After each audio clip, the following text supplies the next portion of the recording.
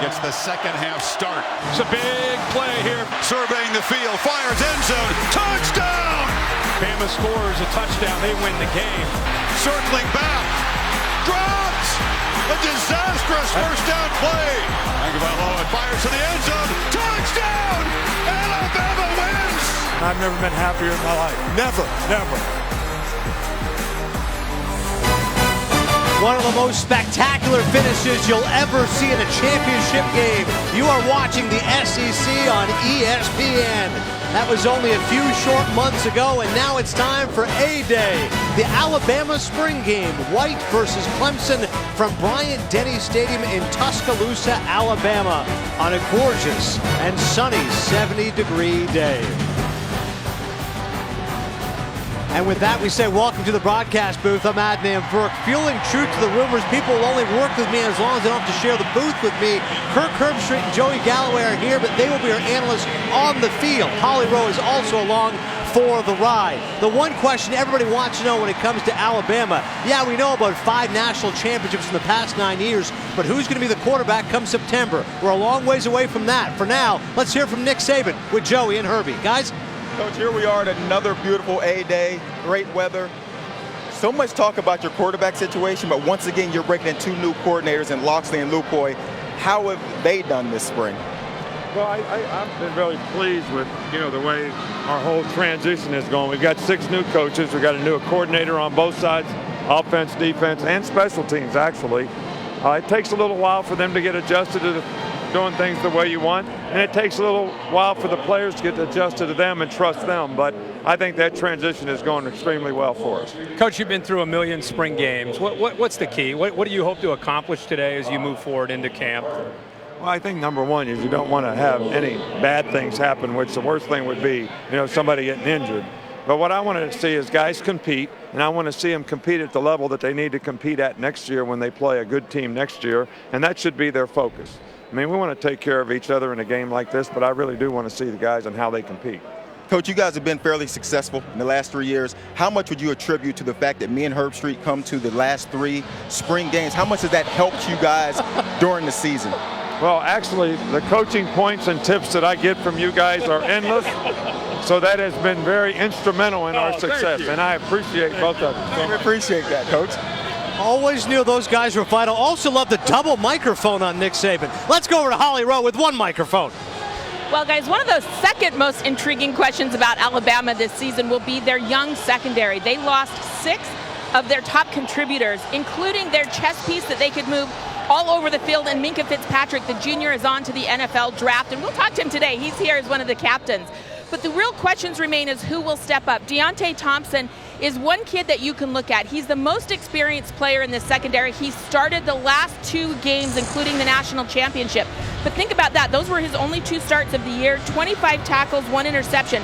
Trevon Diggs has had an injury this spring that's affected some of his practice reps, but they're looking for him to contribute. Xavier McKinney is a great player. Savion Smith, I just got my first look at him. He's a JC transfer.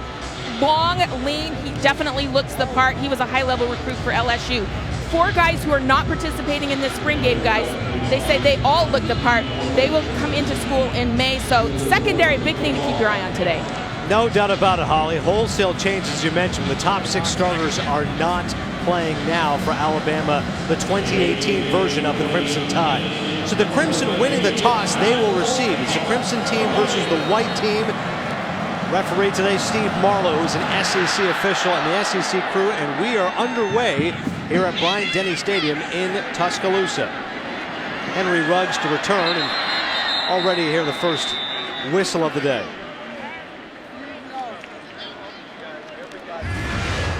Well, Jalen Hurts, what's he done so far at Alabama in his young career? He came on explosive right out of the gate. He was the SEC Offensive Player of the Year, 6'2", 218 from Houston, Texas. And he certainly has been great. 26-2 in his career as a starter. But the big question, despite the fact he's been so much a part of the offense, 61 touchdowns responsible for, is the way Tua Tagovailoa played in the national championship game. The Crimson team first, so that is not Jalen Hurts' team. Mac Jones is the quarterback there. Brian Robinson Jr., the running back, with the first carry of the day. And Mac Jones here could be important for this team, guys, depending on what happens with Jalen Hurts and Tua Tagovailoa. Mac Jones today would like to impress. And I think we don't talk about Mac Jones enough and how important this spring is for him. We talk about Jalen Hurts and Tua. Imagine if one guy wins a starting position and the other guy decides to transfer. All of a sudden, Mac Jones is your backup quarterback, and you get playing time at the backup. So this is a huge spring for him to prove to these coaches that he can be that guy just in case one of the other guys transfers. Yeah, and I knew you had talked about that possibility. And the one thing I can tell you about him, talking to his coaches, he's got a great competitive spirit and actually throws the ball really well. He's very underrated. People don't know a lot about him because there's so much focus on the other two quarterbacks. And Herbie, I'd always suspected, but now I've confirmed that Joey is an avid Bleacher Report fan, because that was the story that came out this week, that Jalen Hurts' father had said that if Jalen is not the starter and if he transfers, he'd be the greatest free agent in college football history. Well, something to think about. Yeah, something to think about, though, is if we'll talk more about this throughout the broadcast. You see the catch there made by Major Tennyson, the tight end. One thing to think about is if Tua is announced as a starter at some point before the Louisville game, Jalen Hurts could stay enrolled at Alabama, graduate in December, because he's on pace to graduate in December, and then transfer after he gets his degree and not have to sit out, and he could play. So that's a possibility. Well, this thing's a long way to go, by the way. I mean, but the assumption anytime any high-profile quarterback doesn't win a job is they're going to transfer. So his dad saying that wasn't necessarily surprising news. And guys, I love what Nick Saban said. You know, Nick obviously spoke with Jalen and his father Saturday. They had a good conversation about it. But Nick told both of these players, look, if you get to an NFL camp, you're going to have to compete for a starting job. This situation is going to help you in your further football career. You guys just have to, you know, get used to the competition. Don't run from competition. It's healthy. Certainly embrace the task that's at hand for both of those young men. Second and 6 here for Mac Jones on this first drive for the Crimson. Brian Robinson Jr. gets the handoff, but he's tackled back with Brian Wright. Let's talk a little bit about Brian Robinson, because as we know, they're stacked in the backfield. Even with the loss of Bo Scarborough, they still have Damian Harris, who's an incredibly talented back, Najee Harris, who everybody knows about, Josh Jacobs, who's dealing with a little bit of an injury, and then Brian Robinson in there at number 4. I'll get news for you. Brian Robinson at 6'1", 220 would probably start at most places in the country, and the coaches rave about him when you bring up his name. Jones here looking to the sidelines, incomplete to Miller Forrestall, the tight end. In fact, of all the names I said, give me a guy off the radar. Every guy that I asked that to on the offensive side, every one of them brought up Brian Robinson. So just a back to think about.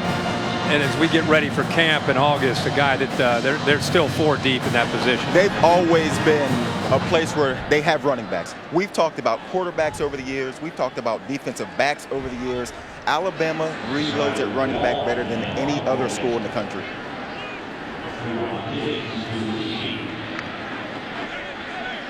Damian Harris back once again for that Alabama running back core. He'll be the veteran, trying to become the 6th Bama running back with multiple 1,000-yard rushing seasons.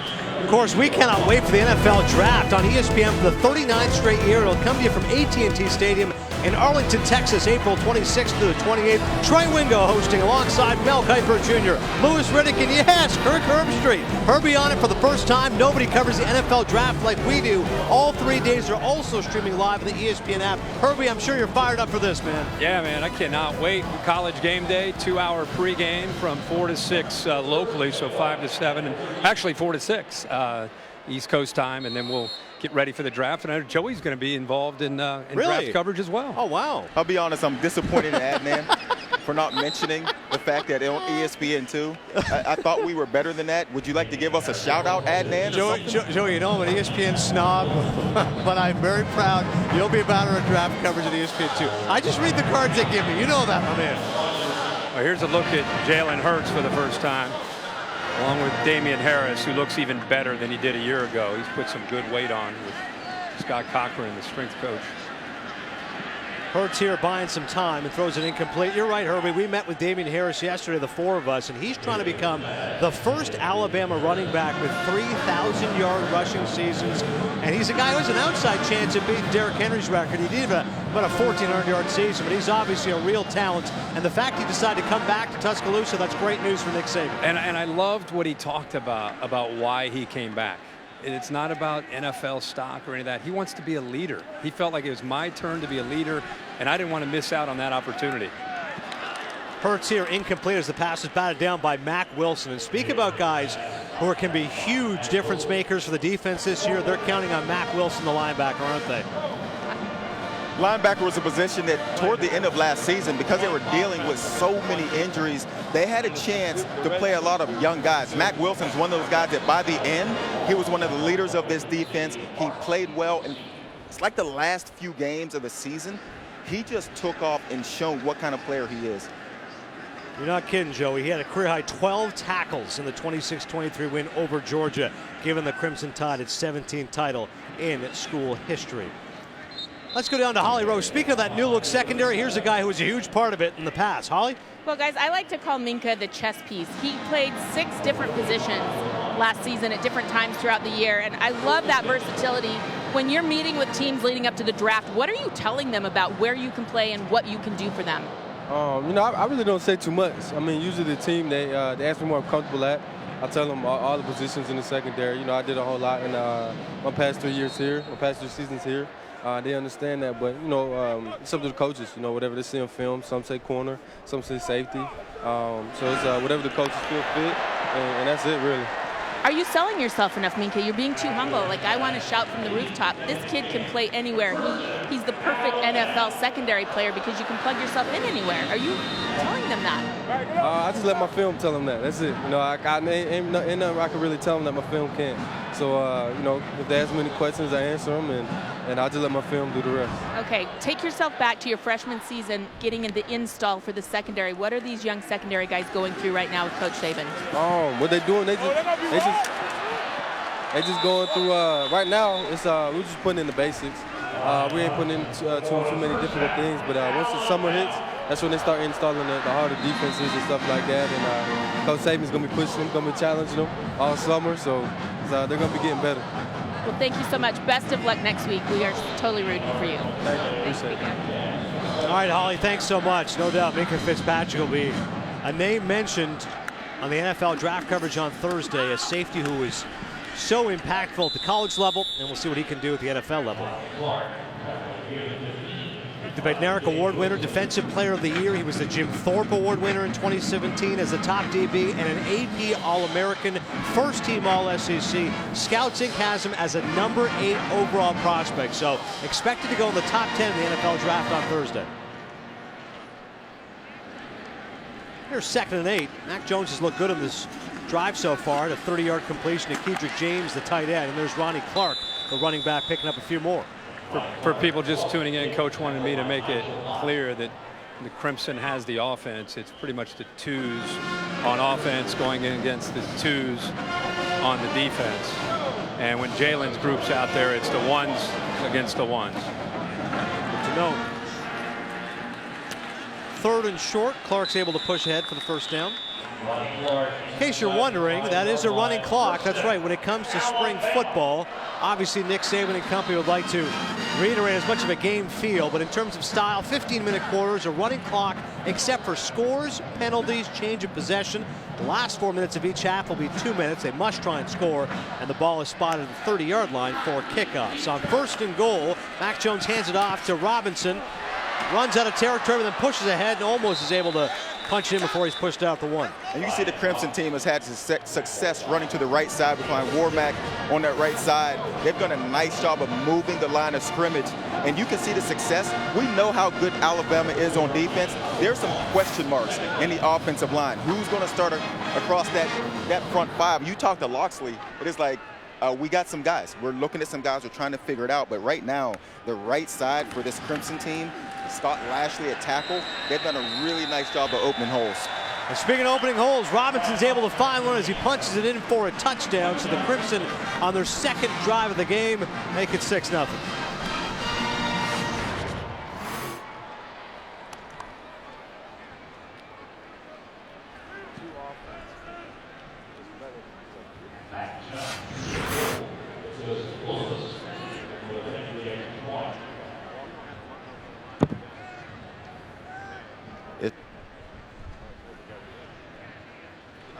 Joseph Belovas with the extra point as Andy Papanastos has moved on out of Tuscaloosa. So it's 7-0 for the Crimson right out of the gates.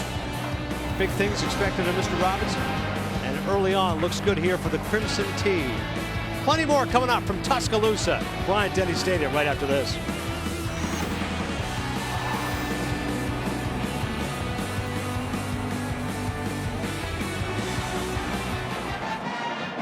To have you with us here from Bryant-Denny Stadium in Tuscaloosa. It's A-Day for the Alabama spring game as Nick Saban looking at his team. The Crimson already off to a 7-0 lead. 7-play, 63-yard drive in 3 minutes as Robinson punched it in. The 30-yard pass from Mac Jones to Kedrick James was the key play.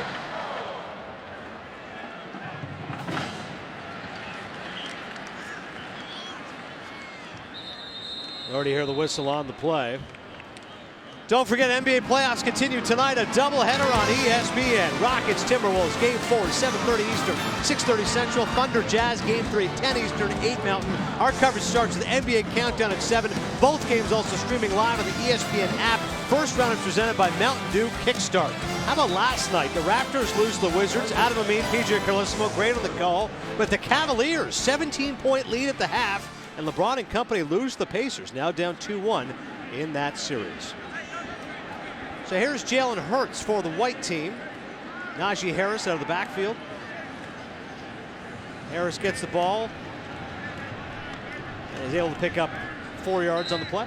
You know, watching Najee run the ball, I haven't seen him since that night we watched him play late in that game in the national championship against Georgia. And just thinking back to that night, they had 6 true freshmen on the field that night, and the game-winning drives and those potential game-winning drives late in that game, and Najee Harris a big part of that. Harris getting the ball again, and you're right, Herbie. All 6 of his carries in that game came in the 4th quarter, including that 35-yard run that set up Alabama for the field goal that cut Georgia's lead to a single score. Coach, I mean, you're loaded in the backfield. What makes Najee such a unique back for you guys? Well, just size and speed, very instinctive. You know, what we worked on all spring is he's great when he has the ball. What we're trying to work on is making him a better player when he doesn't have the ball. And I think that'll make him very, very complete. Hurts because he is an outstanding talent as a running back.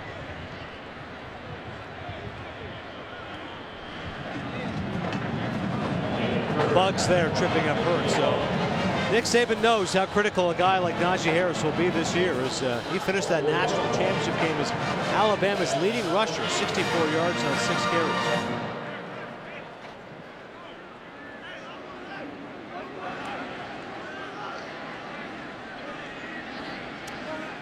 The white team on 2nd and 14. Hurts this time again going to Najee Harris, and this time shows his pass catching abilities out of the backfield. And as you look at Jalen Hurts in this first quarter, had a couple chances to go deep, didn't cut the ball loose, brought it down, and you see the swing pass. If you're thinking Jalen Hurts and you're an Alabama fan, you want to see his ability to go downfield with the football. That's where he needed to improve. Now, he got better last year. He needs to take that next step in being able to move this offense when they're put in positions where they have to throw the football. Yeah, and one of the things about his development, he does have a quarterback coach. Coach made a good point about Dan Enos coming in from Arkansas and how much he's helped him work on his development and trying to improve in the areas that you're talking about. You know, in the past, in the first 2 years, the quarterback coach has been the coordinator. So when the offense went on another field to work, he would lose his quarterback coach and some individual drill work and some of the fundamentals. He now has that with Dan Enos, which I think will improve his game and Tua's game and the other quarterback's game as well. One of the biggest questions is, can you teach a quarterback to throw people open? Right. And that is the difference between guys like Tua, who have the ability to read a defense and throw a ball like he did at the end of the game versus a cover two. Nobody throws a deep ball versus cover two. Right. But if you're a quarterback with confidence in your arm and realizing what this coverage is supposed to take away and who's playing the coverage, you take that shot. Right. Jalen Hurts needs to take that next step in realizing that I can throw guys open.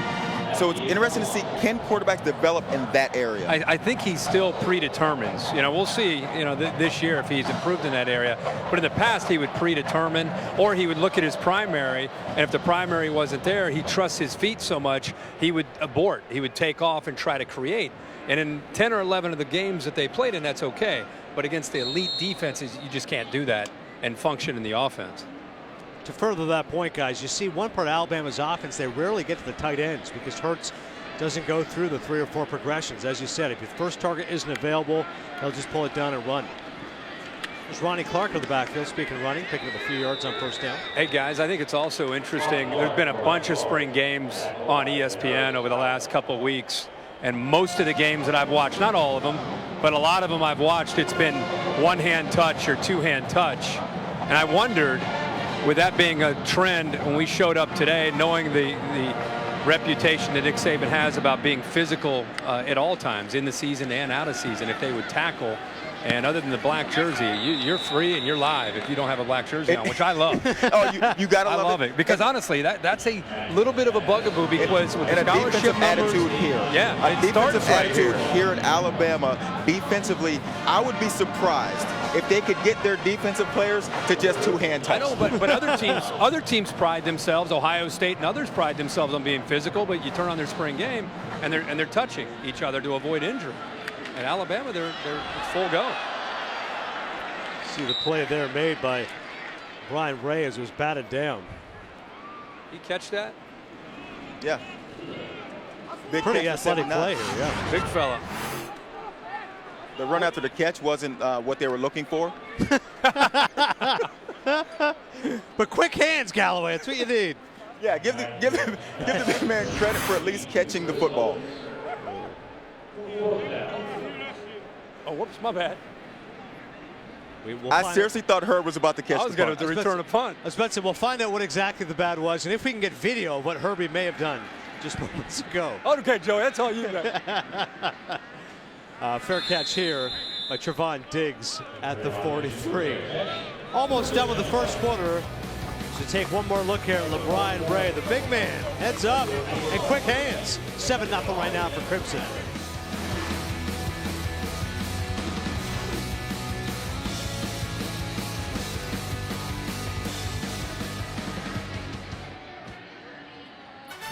There it is, the College Football Playoff National Championship Trophy presented by Dr. Pepper. I'm surprised so far that we have not seen anything downfield. The last year in this very game, when it was 2 on one side and Jalen Hurts on the other, it was like they started off with just deep balls going downfield. I think Brian Dable that day, the new offensive coordinator, wanted to make that a big priority. This, by the way, this is a perfect place to take that shot. For sure. Jalen Hurts leading the white team. Great field position at the 44. Instead, the handoff to Damian Harris, the senior running back. Hey, Coach, are you guys allowed to go deep in this game? I feel like we're playing 3 yards in a cloud of dust. You guys allowed to go downfield in this game? That's what I just told them. Throw the ball. All right, from Coach Saban himself, we're going to start throwing the ball a little more here. You can't beat that kind of insight. Well done, Joey. Let's see if it happens. Hurts drops back on 2nd and 5. Instead, dumps it off to Damian Harris. He's tackled by number 7, Trevon Diggs. Coach, quick philosophy on tackling. We see all over college football the potential of injuries, and some of these spring games are just touching. I know you're not into that. Just your philosophy on tackling and being live in spring practice. Well, we don't ever tackle live in practice. The 2 scrimmages that we have, we tackle. And the A-Day game. The only thing that we try to teach is we still teach the old-fashioned near leg, near shoulder type tackling where you're not using your head to create any kind of contact. So, and we spend a lot of time in individual teaching that technique because it's the safest technique relative to a player not having issues with it. Thanks, Coach. All right, Herbie, Coach Saban, thank you very much. It's the end of the quarter as Crimson right now leading at 7-0. But Jalen Hurts and the white team are charging. We're back with more after this.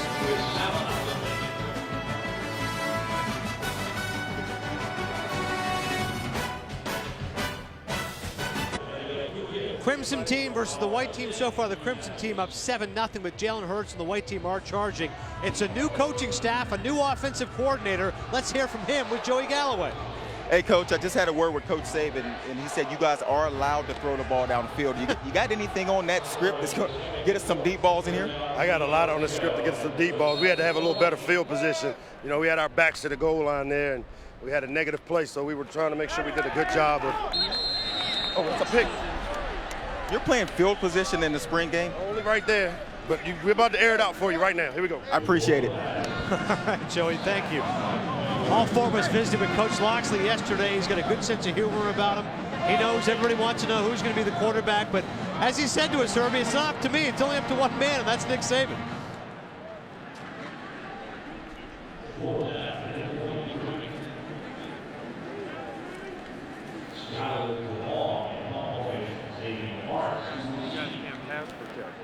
Can't block 24. 24-92 there, Quinn Williams. Yeah. When, a couple years ago. yeah. They're getting after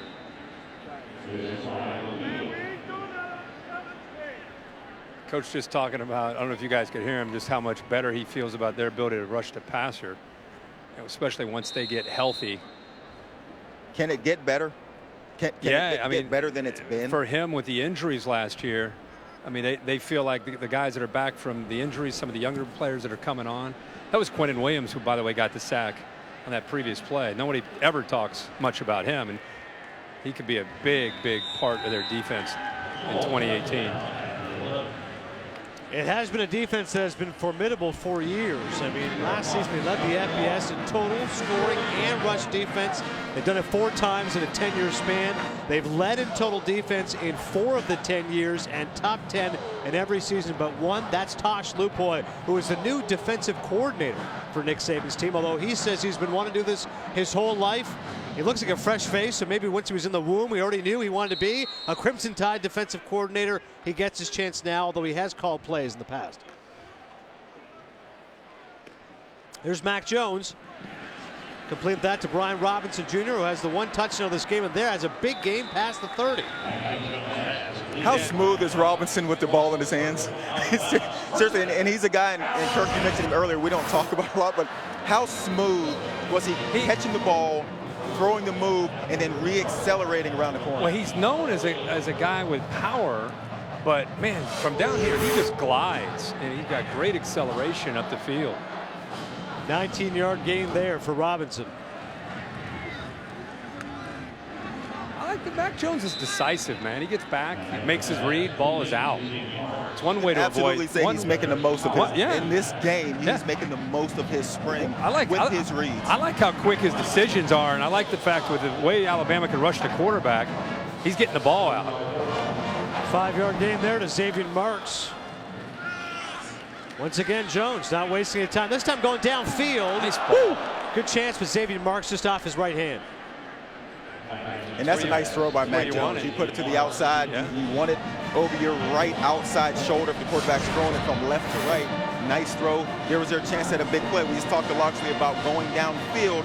He said this is the drive they're about to air it out. They got him listed at 6'2", 199 pounds. Mac Jones so far 7 of 10 for 67 yards. See if he can compete here on 3rd and 5. Over the middle, he does. Catch made there by Chadarius Townsend. And Townsend breaks the tackle, and he's off. Chadarius Townsend is off to the races for the touchdown.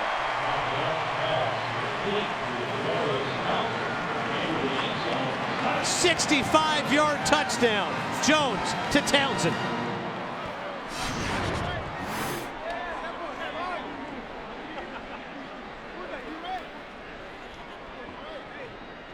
That's how you make a name for yourself as a young receiver.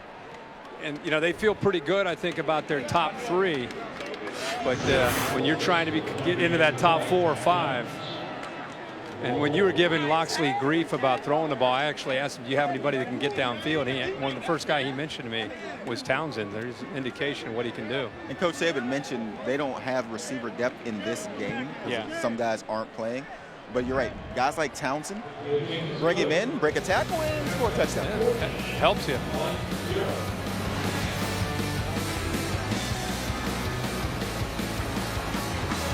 Watch the speed, the break the tackle, and then the acceleration to get in the end zone.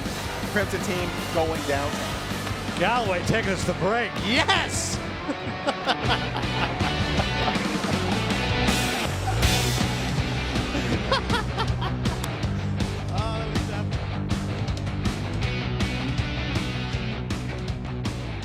New ESPN app. Now with ESPN Plus.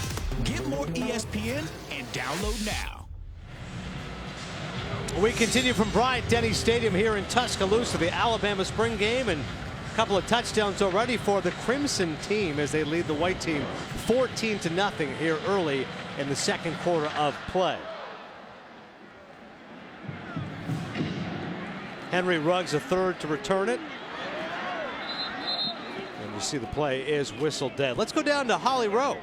Well, guys, if you thought the quarterback competition was interesting now, just wait until next year. Earlier today, on the steps of the stadium outside, Tua Tagovailoa's little brother, Taulia, committed to Alabama. Now, their whole family has relocated here from Hawaii, and he's been playing quarterback at Thompson High School here in this area. So another Tagovailoa added to the quarterback mix. Now, he's committed. I don't know if he would join this team as a quarterback or not, but just a kind of fun thing for A-Day today.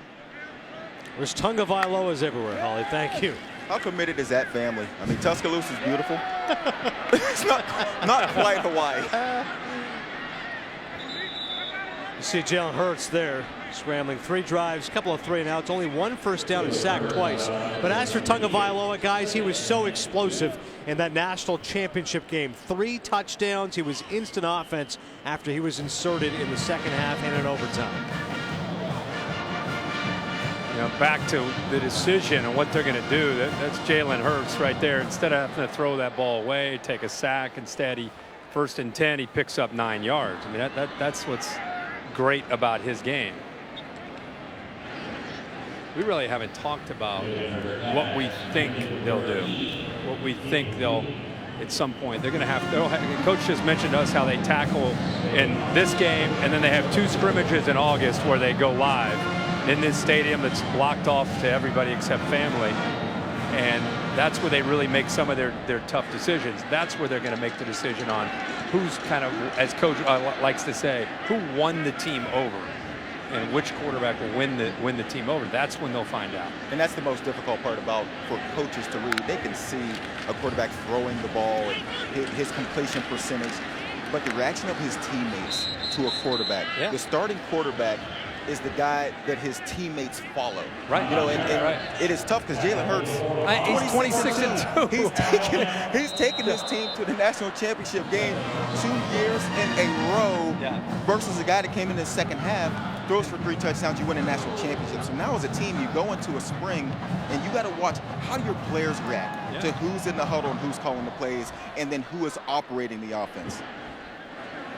The intangibles are a huge part of this decision, not just the execution.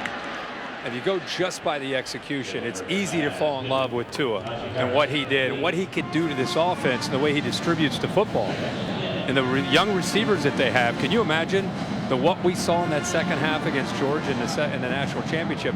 Imagine Tua doing that, throwing the ball around, hitting the tight end, hitting the receiver, finding the second and the third option, and the physicality of the running game with Damian Harris and Najee Harris and Josh Jacobs, Brian Robinson. I mean, that's what I think Alabama fans are like daring to dream about. Damian Harris in the backfield gets a few yards. Well, guys, we actually checked in with some of the teammates to see what's changed about Jalen this offseason. And some of the offensive linemen said, you know, he was knocked down a peg because of what happened in that national championship game. We all saw him handle that with such class and such grace. But he has become more humble. He's come back in the best shape of his life. They said that he's carrying himself a little different way. And keep in mind, this is a kid that is beloved in this community. He is out building houses with Nick's kids and doing a ton of stuff. People love Jalen Hurts here, so it adds a lot to this competition. And one of the things they love about Holly is that ability to scramble. Once again, doesn't find open receivers, so he takes off. 26 yards there with his legs. Around here for 2 years. Yeah. I mean, the third team quarterback can move the team right down the field throwing the ball. Yeah.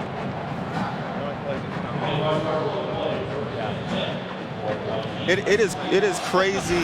It's honestly crazy to think that a guy can rip off a 20, 30-yard run in a blink of an eye. But as far as the offense is concerned, that could be considered a negative. You know, if you're calling a pass play and you have your reads there and the ball is not thrown out, offensive coordinator-wise, Loxley looks at it and says, well, that's not what we wanted to accomplish. Now, we got 20 yards, 30 yards. We know we can do that. We need to see the ability to operate this offense throwing the football. Just to make it abundantly clear for fans, Alabama fans out there, I think for him to win the job, it's not the scramble plays. In these scrimmages, he's going to have to find the second and third option on a consistent basis for him to win this job and be able to hold on to it. Najee Harris, by the way, nice little spin move. Go ahead, Herbie. I mean, 26-2 in this conference, in these environments, when you go on the road, you just don't poo-poo that. That's a lot you have to consider. But I think you also have to consider the style of ball that they play when Jalen is in the game. Defense, special teams, field position. Let's not lose the game at that position. Let's be smart.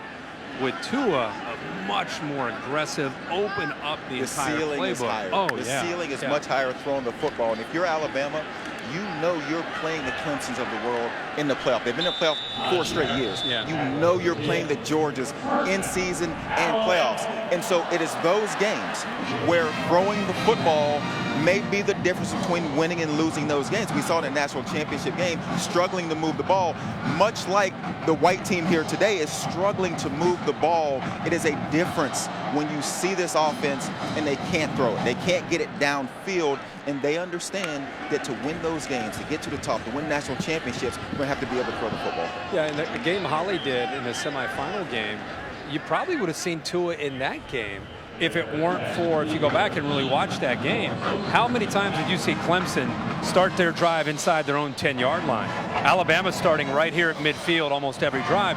They were able to squeeze Clemson with defense and special teams and field position. They didn't need to throw the ball, and then it finally presented itself there in the national championship against a good Georgia defense. They needed the ability to throw, and that's why Tua finally got his chance.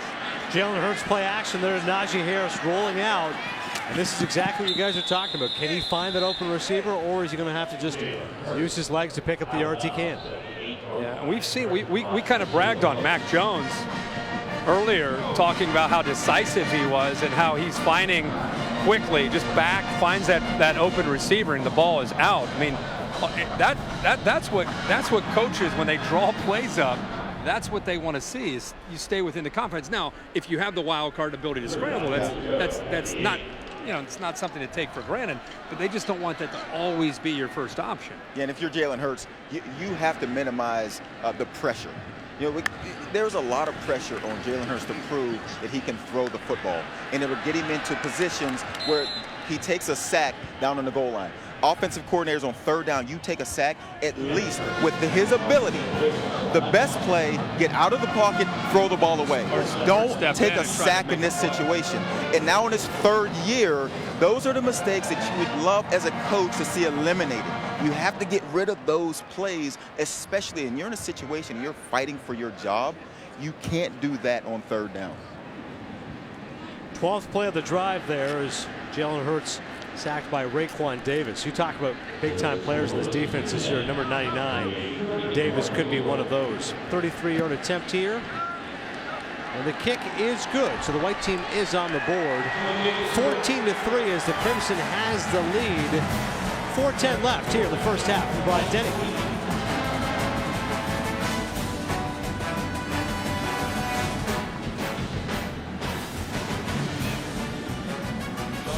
You're watching the SEC on ESPN. It's A-Day here in Tuscaloosa. Crimson team leading the white team 14-3 so far. We've got 4:10 left in the first half of play. Jalen Hurts just led the white team on a 12-play drive that ended up with a 33-yard field goal. First offense they've been able to put together. Mac Jones has looked good so far for the Crimson team.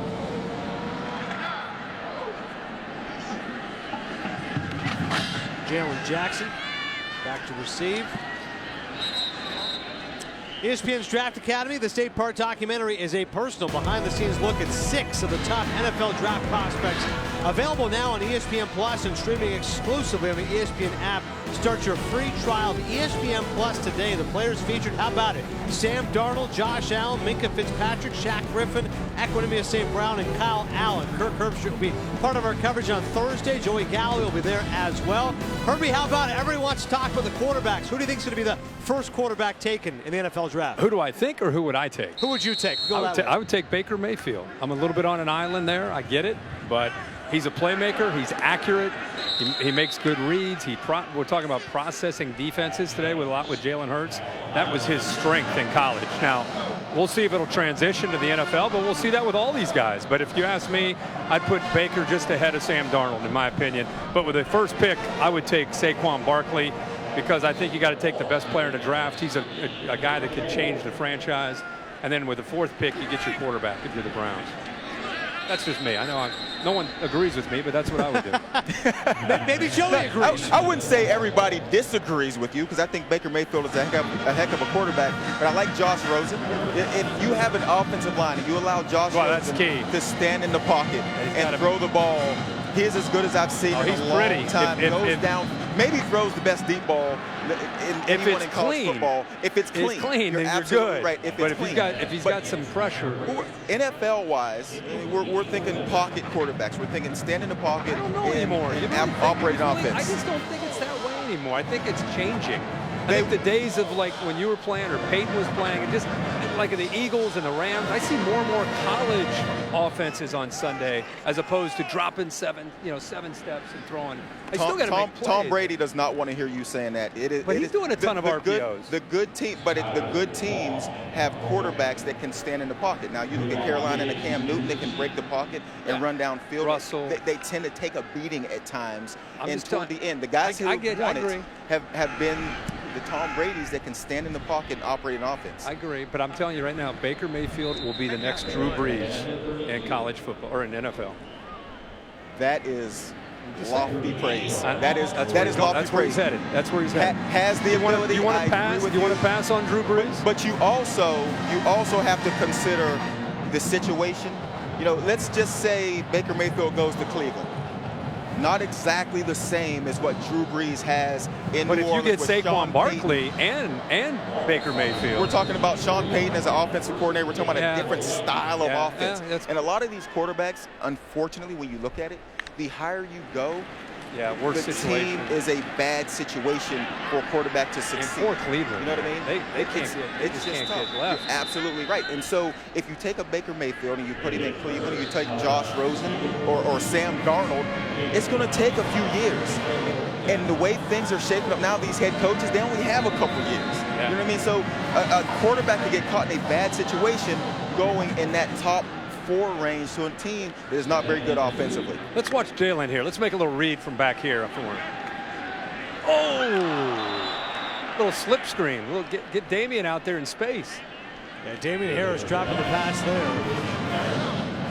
Well, we just saw Jalen's best drive of the day. We'll see if he can continue it here. Are you rolling replays up there, Adnan? You've got the analysis if you are. We got nothing. We're down here. We're rolling around in the grass down here. I figure you guys are testing me to see if I actually want to be an analyst. I lay out as We're going to break down MLB and the NHL playoffs in the second half, right? I'm going to say your Blue Jackets locked up in a good series. By the way, Capitals. They started 2 o'clock today. If we don't come back out for the second half, we might be inside watching the Blue Jackets play. Reds are already down 2-0 to the Cardinals. There's your update on the Redlegs. Brian Price fired after a couple of weeks. Yeah, not great for Cincinnati. No, we're going deep here. Here we go. Got to get it up in the air. As crazy as this sounds in the middle of spring ball, this is a huge drive for Jalen Hurts. I mean, it's crazy to think of it that way in April, but the way the offense has operated so far with Jalen Hurts, you talk about winning teammates back and getting back in there as the leader of your team. You need these drives, honestly. But it's crazy to think a guy who's 26-2. Yeah. You can say that about, but it's true. I don't like his body language either so far from what I've seen. Nick Saban doesn't like his numbers so far either, boys. 5 of 11 for 27 yards so far. Here he tries to buy time in the pocket. Another incompletion. That should have been intercepted. After by spring Mack ball, Wilson. and I was talking to Coach Saban about this, after spring ball, these guys are gone for 6 weeks. So this is the impression that you leave your team with when you take off for 6 weeks and everyone goes their separate directions. You know, and as a veteran, and you think about a guy like you mentioned, 26-2, 2 straight national championships, he needs to leave a better taste in the mouths of his teammates, his coaches, the fans by the end of this spring game as they split up for 6 weeks and you get no football. This is the last thing you get to see. Especially, you'd like to see him perform better. Especially after the way the national championship game ended. And he's lucky that 13's not out here throwing darts. Then it would really look bad. Because 13's good at throwing darts. Matt Jones is sitting on the sideline like, 13 who? Matt Jones is saying, put me in the conversation. Even the deep ball that was incomplete was a heck of a throw down the sideline. Matt Jones said, what about me? Hey, man, I'm loving what I'm seeing, but let's 13. Come on. Come on. I mean, Mac Jones, I'm trying. I can't quite get it across, but.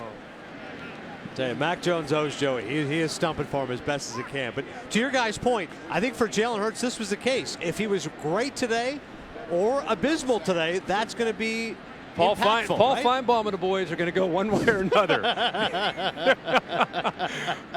What are the names of some of those callers? They're going to crank it up. They're going to Phyllis and the crew. They're going to be cranking it up for 5 months based on this performance so far.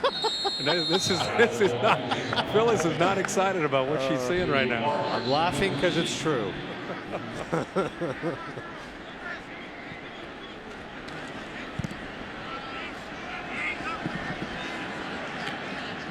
Fair catch there made at the 18-yard line. So make sure you join the Johns tonight. Anderson and Buchagras. They got Sportsman after Thunder and Jazz. How great has Donovan Mitchell been? Tim Legler breaks it all down. Post-game reaction from Utah. Plus a look at Game 4 of the physical series between the Sixers and Heat. And Barry Melrose is in studio with analysis. 3 Game 5s in the NHL. The Bruins could knock out the Toronto Maple Leafs. Sports Center, 12:30 a.m. Eastern, 9:30 Pacific, ESPN and the ESPN app. Let's check in with Holly Rowe. Well, guys, Kirk, you brought it up a little bit earlier about field position in that Sugar Bowl against Clemson. J.K. Scott has been a weapon for 4 years for Alabama and his ability to get great field position for a bad field position, I should say, for the opponents. But he's gone. So there is a freshman, number 10, just had a nice little punt there, Skylar DeLong. The recruiting services around the country have rated him anywhere from the number 2 to the number 6 punter in the country. I am told that Coach Saban really likes this young man. He's got a long lever, a little bit like J.K. Scott, not quite as tall, but placed a nice punt there. So good field position battles ahead for Alabama, it looks like. Mac Jones, Joey's guy, right out of the gate. Unfortunately, cannot complete the pass, but decision making. Where was wanting to go right to Kedrick James, flag there.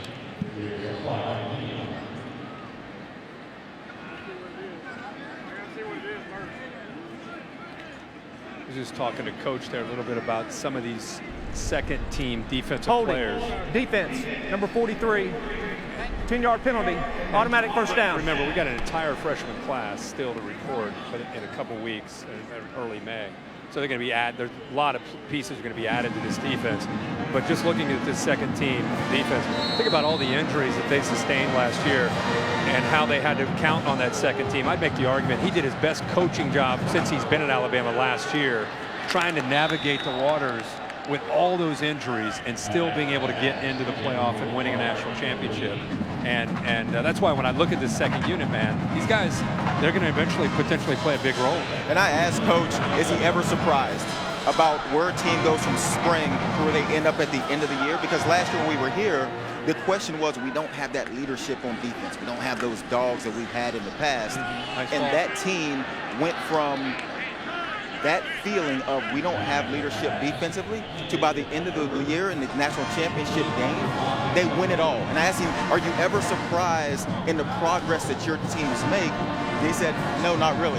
That is our process. We come in the spring with an attitude and some things we want to get done. And then when we come back and get back together after being apart for 6 weeks, then we start to hone it up and get ready for our season. So he's not surprised, but these teams come a long way in replacing all the players that they lose to the NFL. Oh, Mac Jones there, and that ball is intercepted. Speaking of defense, it's number 21, Jared Maiden, the DB with the pick. So,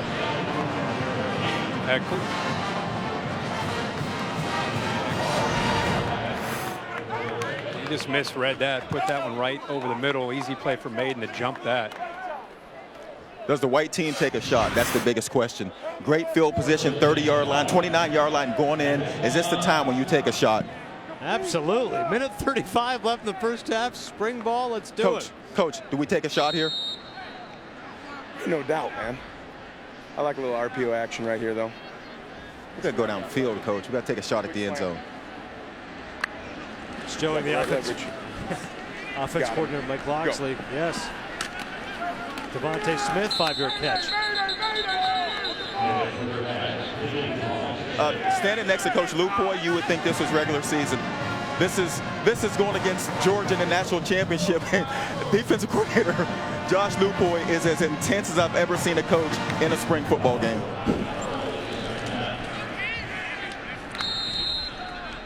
He'll like the effort there. The defense, Quinnen Williams, who Herbie mentioned earlier, rarely gets talked about, able to get pressure on Jalen Hurts.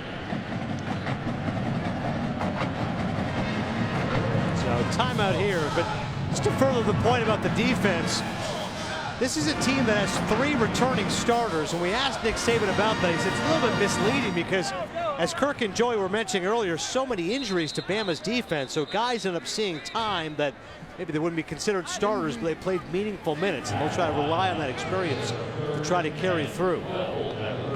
Quinnen Williams, again, it's easy to fall in love with some of the other players that they have on that defense and the way they can pressure the quarterback, Raekwon Davis, Terrell Lewis, but keep in mind Quinnen Williams when it comes to third downs next year for Bama. Joey, you made a comment and said, can it get any better? My point, the reason I bring that up is last year with the injuries, they had to blitz a lot to get their pressure. 2 years ago, when they had some guys up front with Zayshawn Robinson, Jaron Reed, they were able to get pressure just by rushing 3 and rushing 4, and I think they're more confident with not having to always blitz to get pressure. I think they've got some bodies that's going to allow them to be able to get home without bringing those linebackers.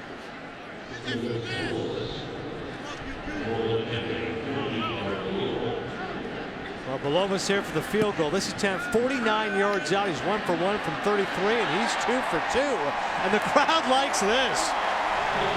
The biggest roar here, I think, from spring football in Alabama. They love the new kicker.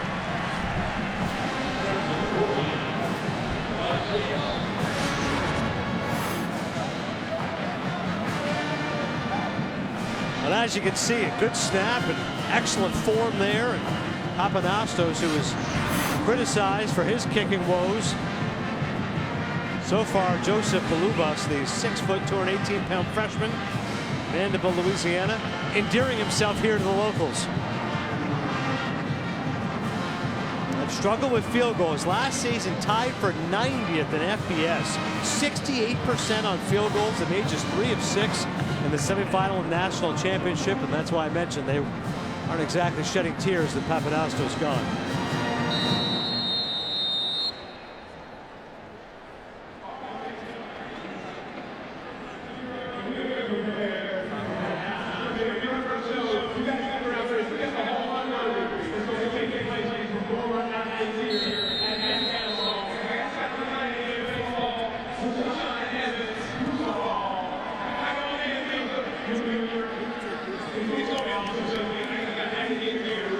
Jalen Jackson there receiving it, goes a little bit past the 20.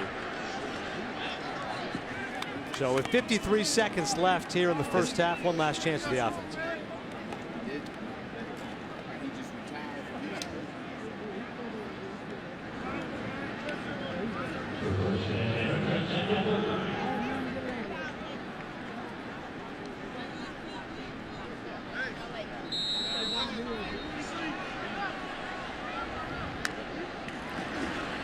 Mac Jones here. Incomplete to number 19, Xavier Marks.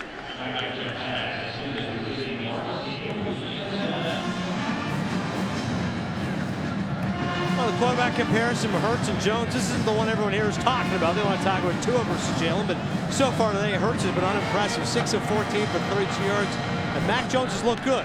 Completion percentage is just 50%, 138 yards, and quick decision making there, especially he goes over the middle to Xavier Marks. Nice play. And that's going back to what Joey talks about, and we all talk about in college football. It's rare to see sometimes throwing into a space and letting the receiver run into that space, you know, throwing him open. Found a nice soft spot in his zone, and the receiver ran a nice route. And standing from behind where Mac Jones, from the same angle he was throwing the ball, not a lot of space to see through there. Just knowing where the receiver was going to be, reading the coverage, knowing that's the soft spot. That's what the quarterback needs to do, because you can't always see your receiver, especially behind some of these offensive linemen are 6'5", some of the defensive linemen 6'5", 6'7". You have to find those windows and those areas where you can squeeze the ball in even when you can't see the receiver. And I would just add that sometimes as a quarterback sitting in that pocket, it's easier to make that throw, the outside throw, the outside read. It's, you know, there's a corner drop, you're going to throw it to the receiver underneath. As you come up, you go over top. That's an easy read. But as we've seen today with Jones, those reads over the middle take a guy that's comfortable in being in the pocket, and he's being able to do that, something that Jalen has not been able to do. Throwing over the middle of the field, that's a whole field read.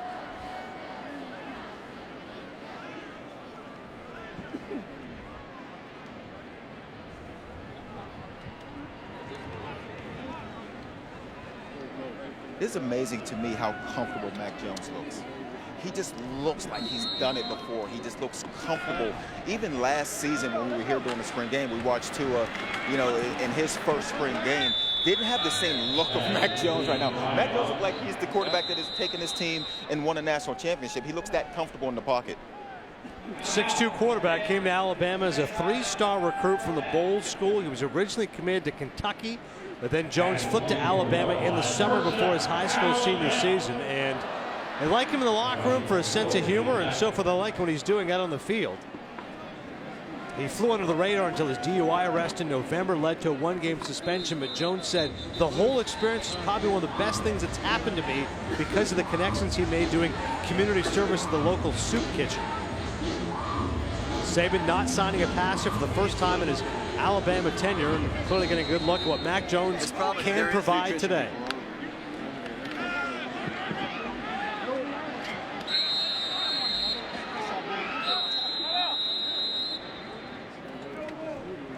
Another timeout there with 5 seconds left.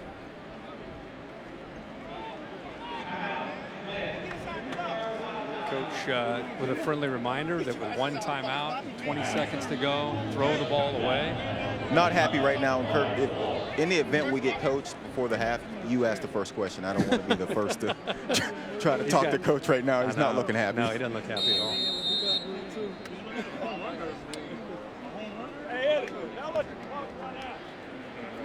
Eddie's in charge of the clock. This should be fun. Get in there. And the 48-yard attempt is no good. So 14-6, the Crimson leading the white team at the half. And let's go down to Kirk Herbstreit and Joey Galloway with Nick Saban. Guys? Coach, first half impressions, what do you think? Well, you know, some of the same things that we've been struggling with all spring. The offensive line and the passing game with the first group has struggled with the pass rush of the first defense. But the second defense has also been a concern in terms of their ability to execute, and I think both those things are showing up a little bit here today. So, you know, you kind of know where you are. You just work on trying to fix it. So much talk about Jalen Hurts and Tua in the quarterback battle, but talk about Mac Jones and what he's looked like in the first half. Well, I think Mac Jones is a young guy that, you know, is a really good player and he's got a lot of potential. I think he's got to learn because he plays a little bit like a freshman still, like instead of throwing the ball away there. So we got a better opportunity to kick a field goal rather than taking a sack. You know, things like that. But when it comes to just pure talent and ability to make decisions and judgments and throw the ball effectively, I think he can do that. Thanks, Coach. All right, thank you. All right, Herbie, Joey, thank you. And our thanks to Nick Saban as we're getting a good look at the Alabama team so far. Alongside Holly Roll and Matt Van Vert. Second half coming up. But first, let's go back to the studio. 14-6, Crimson's up. Back with more after this.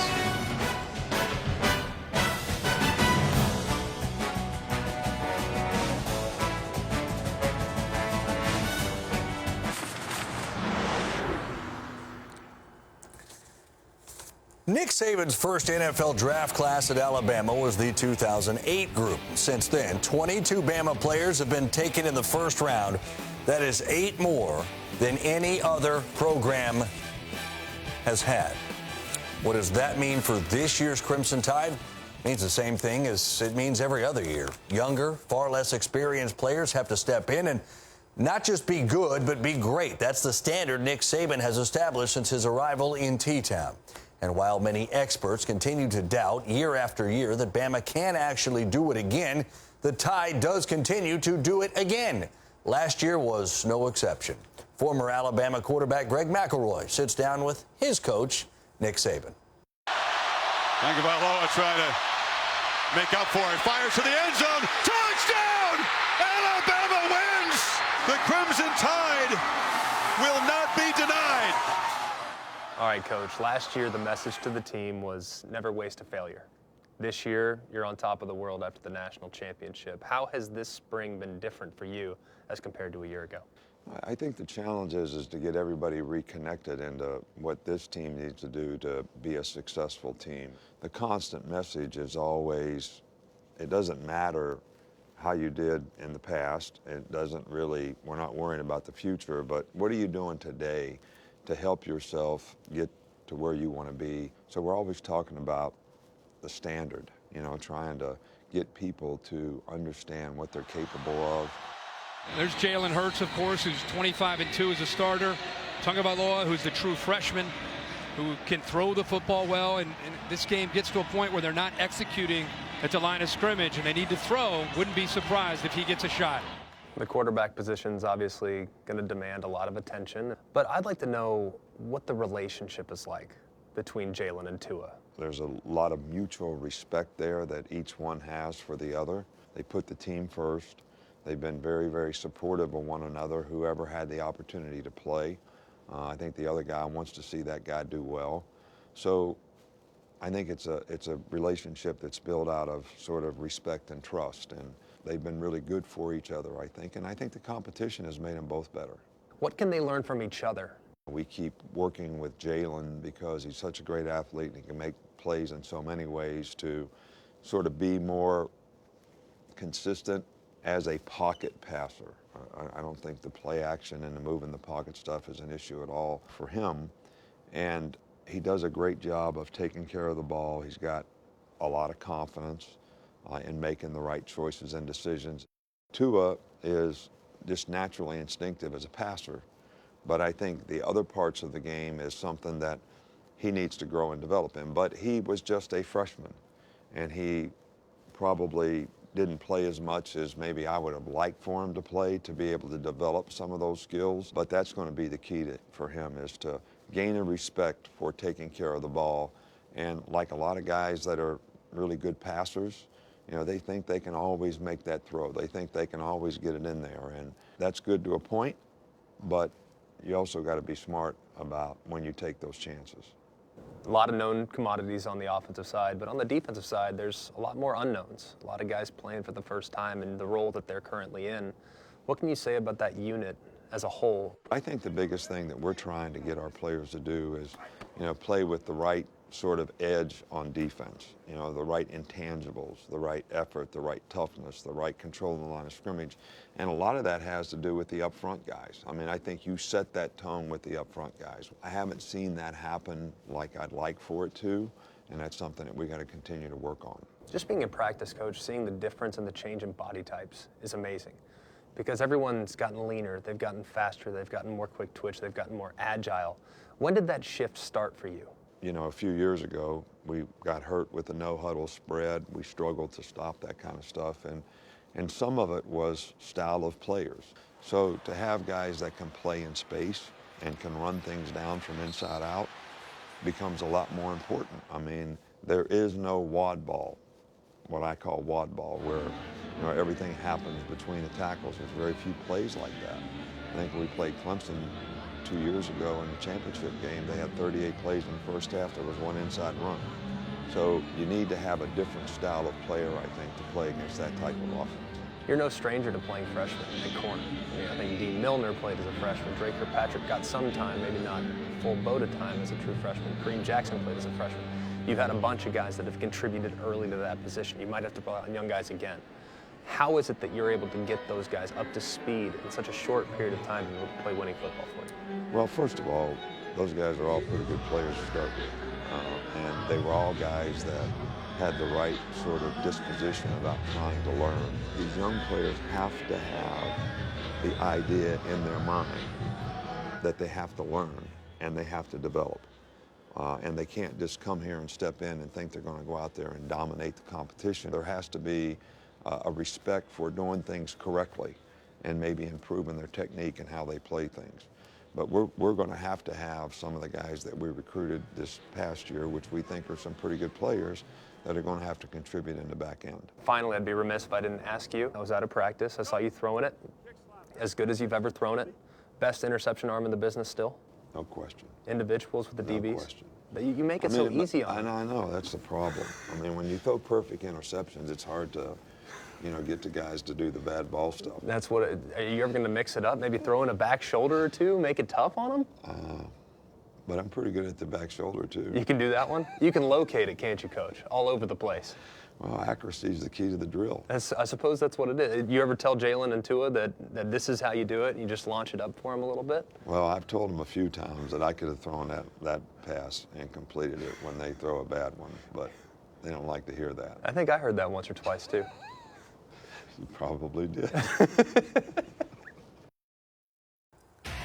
It's remarkable. Alabama's been ranked in the AP top 5 in the preseason poll each of the last 9 years. That's the longest streak in school history, and you can absolutely expect that streak to reach double digits when this year's poll is released in a few short months. The second half at Bryant-Denny Stadium coming right up.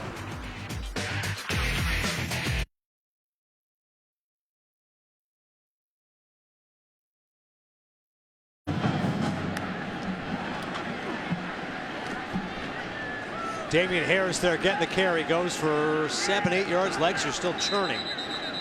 Well, Kirk Herbstreit did warn us that the Columbus Blue Jackets game was starting at 2 o'clock local. So he said if he and Joey Galloway did not make an appearance early in the second half, we can be fairly certain they are cheering on Sergei Bobrovsky and the rest of the Jackets in a key Game 5 against the Washington Capitals. Yeah, I know, Nick. I don't know what to tell you either. My guys are gone. But we do have Holly Rowe with us. So me and Holly will try to carry us through here. 2nd and 2, here's Hurts.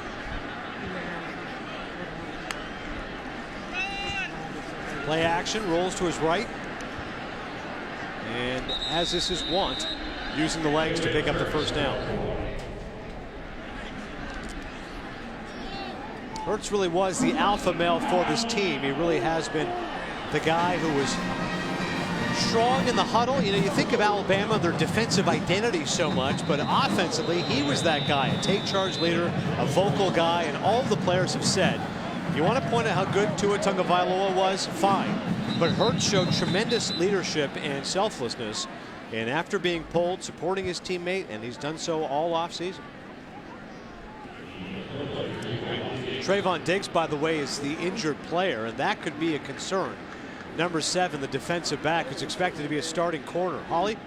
Well, Adnan, he has had some injuries through spring that have impacted his reps a little bit. That did not appear to be too much of a serious injury. He jogged off on his own potential there. But what I like about this secondary today, we're talking about Jalen Hurts looking downfield, but this secondary has shown me something. Deontay Thompson, number 14 out here, really showing some nice ability. He sinks into his hips, changes directions really well, and I love how he is efforting the ball. Shaheem Carter has done some nice reps.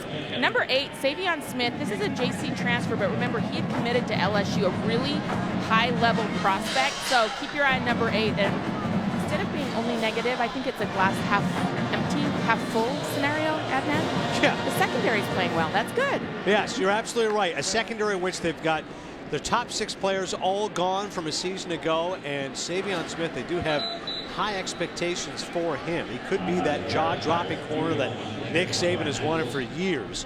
Smith was a 5-star recruit out of high school. He landed in LSU for 1 season. Then he went the JUCO route for 1 year and was the nation's #1 JUCO prospect at his position. So Nick Saban's very clear-cut. He's hoping that Trevon Diggs and Savion Smith will be his starting corners. when the football starts to matter, September 1st against Louisville. On 3rd and 3, Hurts over the middle, completes that pass to Devontae Smith. Strong possibility that you could see those freshmen you're alluding to having an opportunity to maybe come in and contribute. I remember one year when Minka was a true freshman and I came to a scrimmage in August not knowing who in the heck he was, and by the time I walked out of that scrimmage, even though he's a true freshman, so was Ronnie Harrison, both those guys had played well enough in those scrimmages to be able to help out. And as talented as these 4 incoming freshman secondary guys are, there's a chance they could come in and do the same thing. Devontae Smith is always going to live in the lore of Alabama football history after he caught that touchdown from Tua Tagovailoa to beat Georgia in the national championship. And another guy who's big is Henry Ruggs. He was a 4-star in 2017. He caught the touchdown that gave Alabama its first points, and he makes a nice catch here. And then we talked about Jalen Hurts struggling in the first half, but then you see throws like that on a rope, moving to his right, throws a dime, and those are the plays that let you know that he has the talent. Arm talent is not an issue for Jalen Hurts. It is getting the ball out, reading the defense, getting it there on time, throwing his guys open. But then you see those kind of plays and you're like, well, the sky's the limit for this young man. And if you're just going to put him in a pair of shorts and let him throw the ball around, he's going to look as good as anybody. I mean, he's got a big arm. There's never been a question about his arm or making plays on the run, throwing the ball on the run.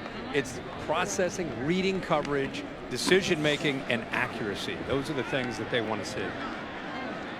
Speaking of accuracy, Irv Smith there, the recipient of the catch from Jalen Hurts. So after a lackluster first half, this second half, Hurts has looked good so far. They've also, some of these throws, I mean, he made a nice play on the run, but some of these throws are going back to what we saw a little bit earlier, but Mac Jones just getting the ball back, getting the ball out quicker. Maybe that's an adjustment that the White coaching staff decided to make. Hurts feels pressure there coming from number 99, Sean Hutchinson, and then goes to his legs. I'd be amazed if we don't see the White team try to air it out in this second half. We hadn't seen a lot of throws going downfield. And this is a pass. And this is another situation where you see Jalen Hurts drop back in the pocket, and you know he can always rely on his feet to move the chains. And now you got 4 more shots at it. You'd love to see this kid gain some confidence in the second half, start to complete some more balls, and then let's see him go downfield. Well, go downfield down here is a tight end typically. You're restricted in spring games to only play usually a couple coverages. We're seeing a lot of cover 2 with the 2 safeties on the hashes, and an area to try to attack that defense is a tight end trying to go vertical right behind the linebackers, right between the 2 safeties.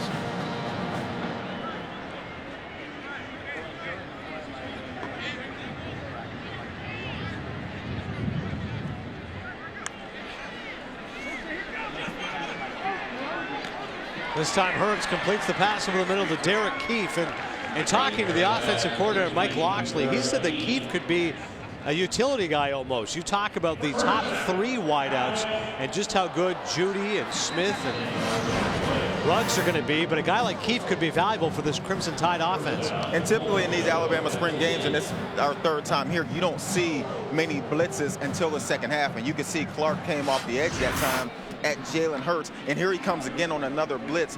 Coach has always been, let's play a base defense in the first half, and then he just seems to change things up and start to send people at him. And that was Shaheem Carter, going in on the blitz, and that's always been the look. Coach comes out second half and he starts saying, hey, number 5, yeah, here are let's the go. rules until they're about to score, then we'll throw a little bit of a change up on them.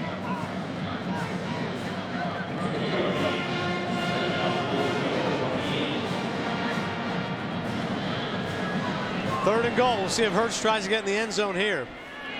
Najee Harris alongside him.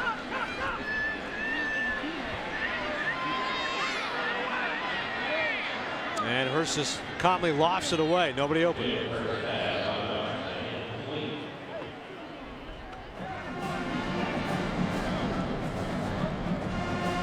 Looking down here at the secondary at Deontay Thompson, Trayvon Diggs, really the only 2 guys with a great deal of experience. We've talked throughout this broadcast how they lost their top 6 contributors to that secondary. And there's always ebb and flow to a roster of Nick Saban, and when they occasionally lose people up front and sometimes linebackers.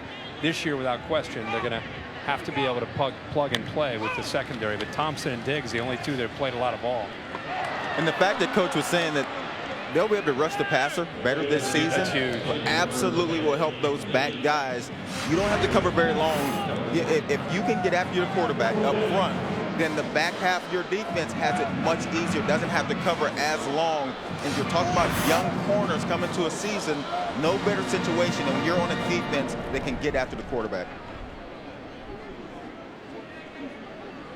Now, Hurts was better on this drive. In the first half, 6 of 14 for 32 yards. This drive, 5 of 8 for 43. And they'll try to tack on some more points as well. 26-yard attempt. Belova's 2 for 3 so far. He's made it from 33 and 49. And this time, he's good from 26. So the white team so far 3 field goals. Jalen Hurts yet to get in the end zone for his side. 14-9, Crimson leads it.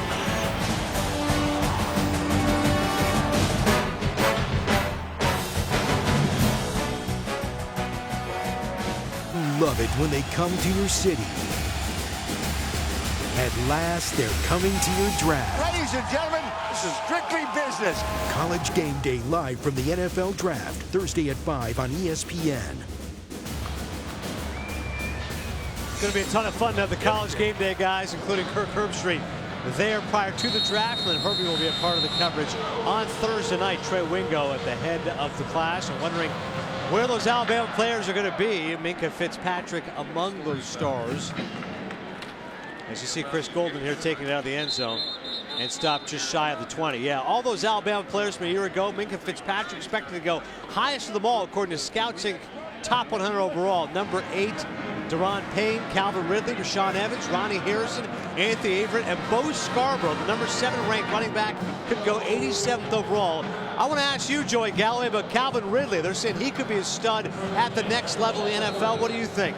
You know, and I've watched Calvin Ridley, and I've heard all the scouts say they don't know if he's a true number 1 or not, but I watched Calvin Ridley and his ability to get off the line of scrimmage, his ability to run routes. I think he is as smooth as of a receiver as I've seen in the past couple years. I do believe he is a first-round pick and will be a number 1 for a team. When they watch his work, his speed, his acceleration, his smoothness of routes, I like Is he a better route runner, like going downfield, or better after the catch? I know he can do both. What do you think is better? I think it's a combination with him. And you don't see a lot of college receivers nowadays put in their work at the line of scrimmage in their releases. And when you watch Calvin Ridley, he's been taught how to play wide receiver. He plays it the way it needs to be played. He puts his work in at the line of scrimmage, moving the corner, getting his clean release, and gets it to his route as well as anyone I've seen in the past couple years. I can't wait to see where Minkah ends up going. You know, that versatile guy who can play the star. I think that's probably where he'll play in the NFL. Has experience at corner and safety, but I think he'll be over that slot receiver. I think he's going to have a top 7, top 8 opportunity. And then Rashaan Evans, who we were talking with earlier today on the sideline, what an impressive just a young man. I think he's just scratching the surface of what he can do at the middle linebacker. Don't forget, he played a lot early in his career with his hand down as one of those rabbits that they call a guy can come in and rush the quarterback with Tim Williams back a few years ago. And then he eventually got put into that middle linebacker spot. He's going to make somebody really happy because of his versatility. Play in the middle, put his hand down, rush the quarterback. And there are guys that are fun to watch. Rashaan Evans is one of those guys. He is as physical as a linebacker as anyone at the line of scrimmage, with the athletic ability to drop back, get into coverage, cover a tight end if you need him to. And he can, but the physicality and the footwork, man, he's as good as I've seen out there. And what's crazy about him is he played through injuries most of the year last year. We'll go to break right now. 14-9. Crimson lead the white team. See if Jalen Hurts can get in the end zone when we come back.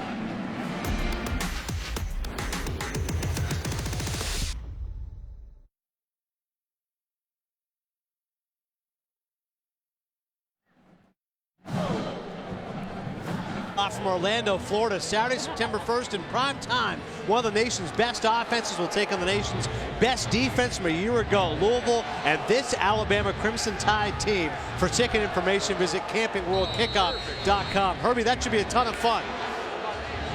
I know you're locked into your Columbus Blue Jackets. Oh, 1-0. yes. We've got a shorthanded goal by the Columbus Blue Jackets by Matty Calvert. Jackets up 1-0, 7 minutes to go in the first period. But seriously, Louisville, Alabama should be a fun game, right?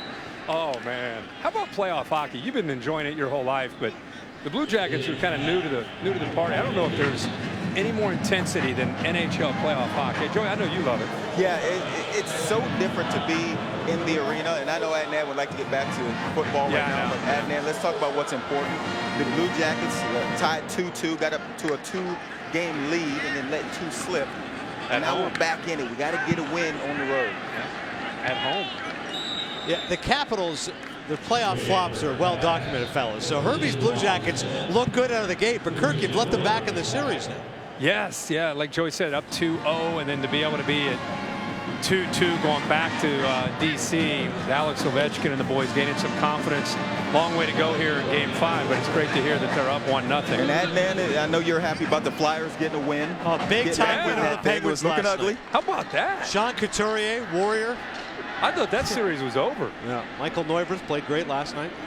But seriously, Louisville, Alabama's going to be a blast, right?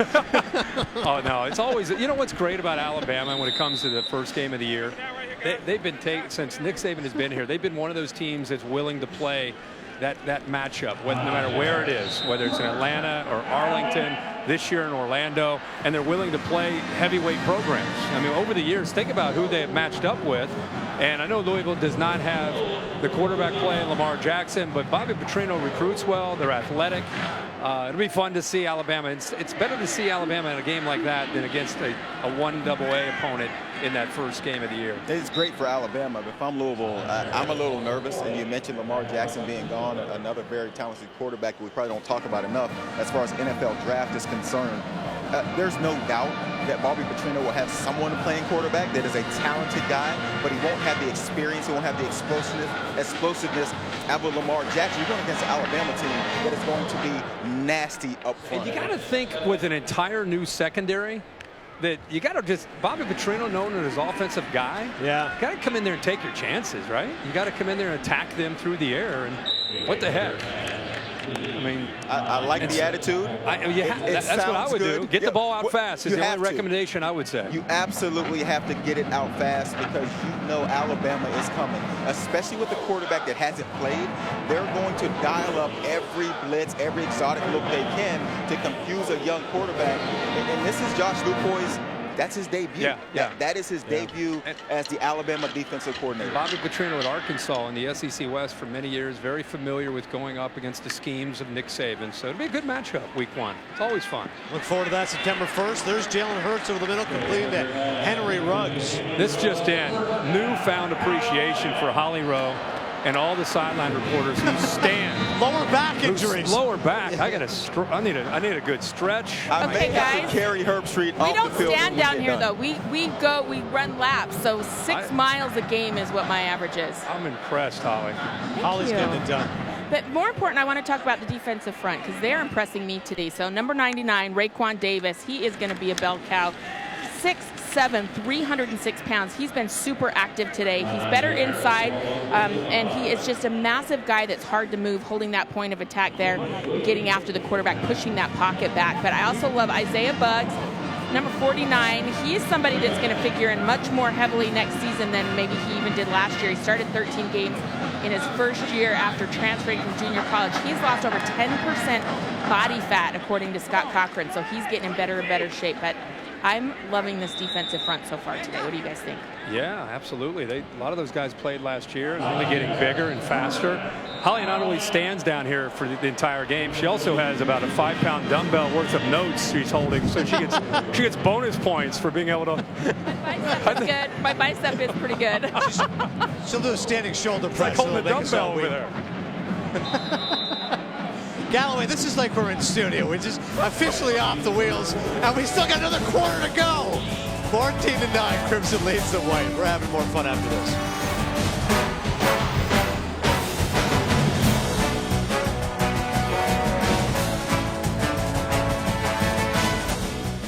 You're watching the SEC on ESPN.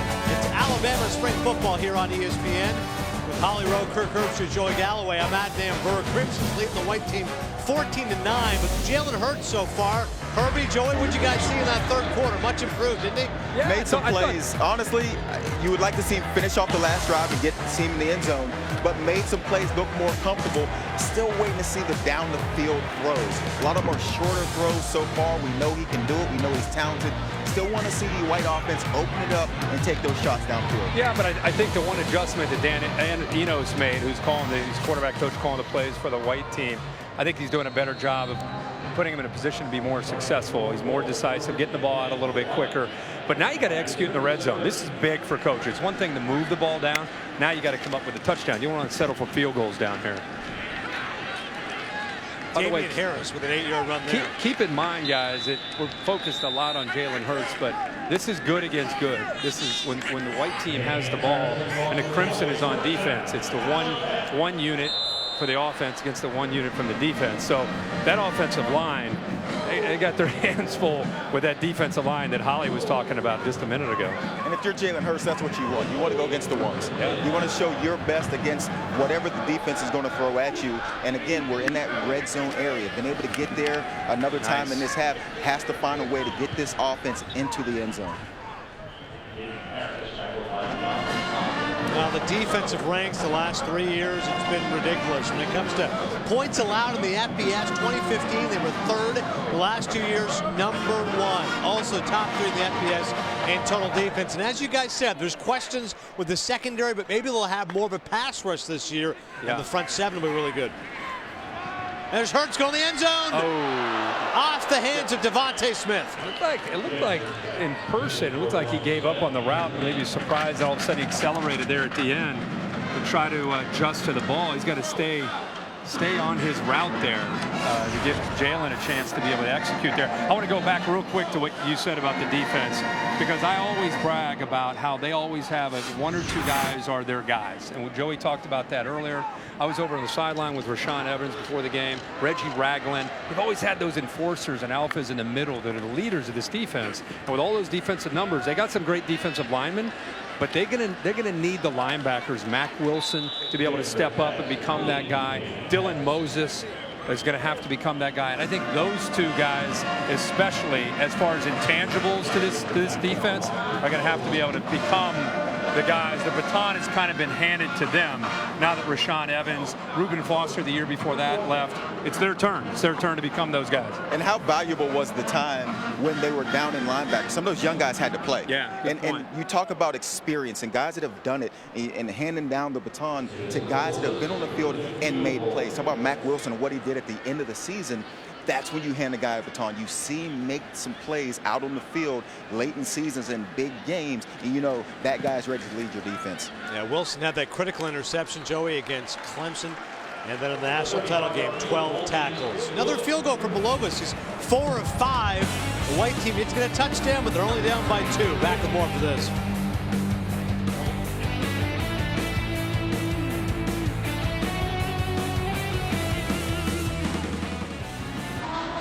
See Tosh Lupoy here, the defensive coordinator, talking to Jalen Hurts, giving a little feedback here. The man running the defense, talking to the man who could be leading the offense. Hurts has been 26-2 as the starting quarterback here in Alabama. Jalen Hurts and the white team just put up their 4th field goal of the game, currently down by 2 against the Crimson team, which has been quieted after a good start there from Mac Jones. See what they can provide the rest of this 4th quarter in terms of offense. But don't forget, NFL Draft is on ESPN for the 39th straight year. It'll come your way. AT&T Stadium in Arlington, Texas, April 26th through the 28th. Trey Wingo's hosting alongside Mel Kiper Jr., Lewis Riddick, and Kirk Herbstreit. Herbie's joining the big boys for the first time, and nobody covers the NFL Draft like we do. All 3 days, also streaming live on the ESPN app. People can't get enough of the quarterback talk, Herbie. What about Sam Darnold? What about Rosen? What about Josh Allen? All those guys. Yeah, it's going to be fun to see how it unfolds. A lot of people have been predicting what they think Cleveland will do at 1. And how that's kind of a big domino, whether they go with Darnold, whether they go with Rosen, no matter who they end up going with there. There's obviously talk about Allen going at 1.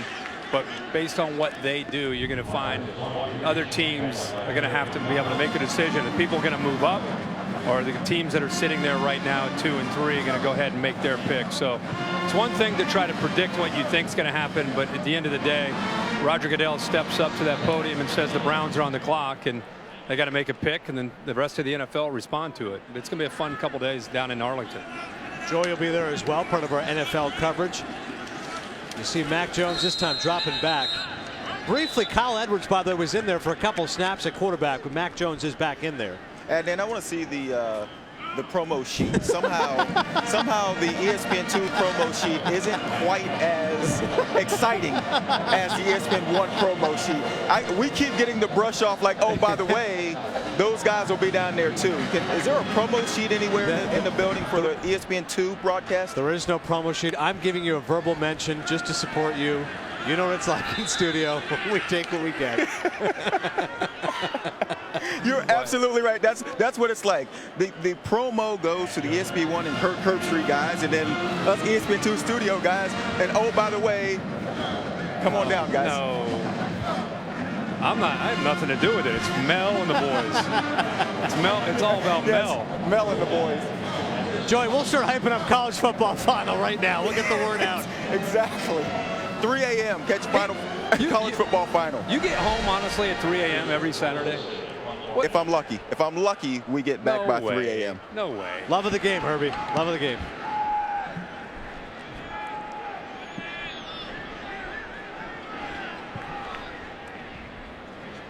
All right, we still want to see what Jalen Hurts can do. Can he get a touchdown for this white team? He's been better so far in the second half. You'll see him on the field next.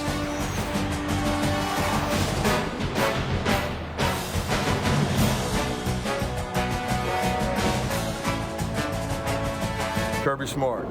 I know G-Day's coming up next. I'm so excited to see our guys go out and compete and see this Dog Nation get behind us one more time and pull us through. Today, Georgia wins. Well, thank you, Coach Smart. Obviously, Alabama and Georgia meeting in that national championship game. This is a rivalry that's looking like it could be really good for the next few years. I talked to a couple of the Alabama players, Damian Harris and Ross Piercebaker, about it, and they said, you know what? We love Georgia. They were so good in that game. We see the young talent that they've got. We're really glad we're going to be out of here because Georgia's on the move. Georgia's coming up. So we'll watch Georgia coming up next. Thank you, Holly. You know, in terms of recruiting classes, they were sensational. Number one, Georgia's recruiting class was, as we were all over them on the ESPN 300. So lots of young players. Look forward to see how they're doing in that spring football game coming up next. Alabama fans still want to know what Jalen Hurts can provide. Can he get a touchdown here in spring football? He's got under 10 minutes to go to try to get one. Dominant storyline coming in today. Who's going to be the quarterback?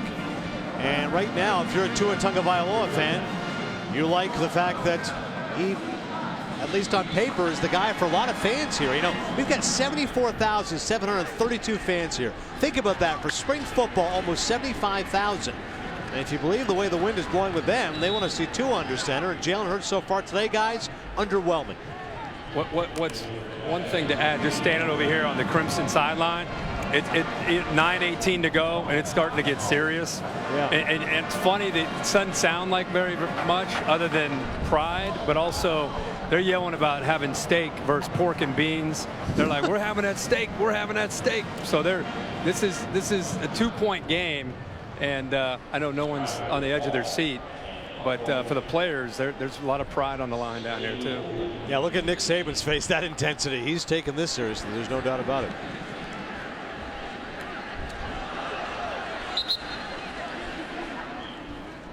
ESPN's Draft Academy, this 8-part documentary, is a personal behind-the-scenes look at 6 of the top NFL draft prospects, available now on ESPN Plus and streaming exclusively on the ESPN app.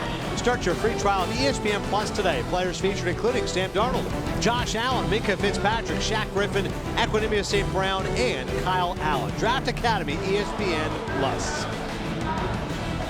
And you mentioned the Crimson team's only up 2 points, and as bad as it felt for the white team in the first half offensively, they're only down 2 points in the second half. Crimson team has to find a way to put together a nice drive and hold on to the ball. The white team has had the ball over 30 minutes in this game. Crimson team only 15 minutes. If you're Crimson, and again, this isn't a big deal win or lose, but you want to win the game. If I'm Crimson, I might start running a little clock here, Herb. I might want to keep it on the ground and run the clock and just hold the ball.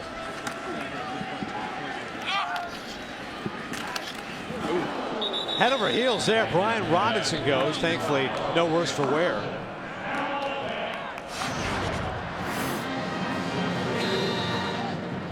I'll handle these replays. Robinson there, you see. Athletic play gets turned up there by Rogria Lewis, but obviously spring football. Last thing you want to see is any injuries for these guys. Keep that clock running, man. First and 10. You're in charge of the clock, right? Is there any reason to ever stop that for the rest of the game, you think? Kind of fun to look at Cotto, good looking Cotto. He can do it. That's other than that, we're just going to keep it going, right? Eddie's 90 years old. He's been here for over 50 years as an official helping out with the Crimson Tide. Great man. He's in charge of the clock, so if there's any problems, we point to him. Good to know we got a fall guy set up just in case. Mac Jones there to Ronnie Clark for the pass. Well, it's not an ideal situation, but tell you what, you want to keep watching Alabama spring football, go to the ESPN app. That is going to do it for us here on ESPN. For Kirk Herbstreit, by the way, Caps have tied it up 1-1. Joey Galloway and Holly Rowe. I'm Adnan Burke. Let's send it to Bob Wischusen and Todd Blackledge. That's right. In Athens, Georgia. We'll be on the ESPN app. Bob, take it away. All right, so we continue here on the ESPN app. Under 7 minutes to go. Running clock unless it's under 2 minutes. That's the spring football rules here. As Mac Jones right now is leading the Crimson Tide. Up 14-12 against the white team with just about 6.5 to go. Big third down coming up. If you're the Crimson team and you're up 2 points, you're trying to hold on to this football. This is a huge third down coming up for Mac Jones. You wonder if they're going to let this young man, go downfield with this ball, get a big first down, and try to go underneath to one of these running backs like Robinson, and then try to break a few tackles to get a first down.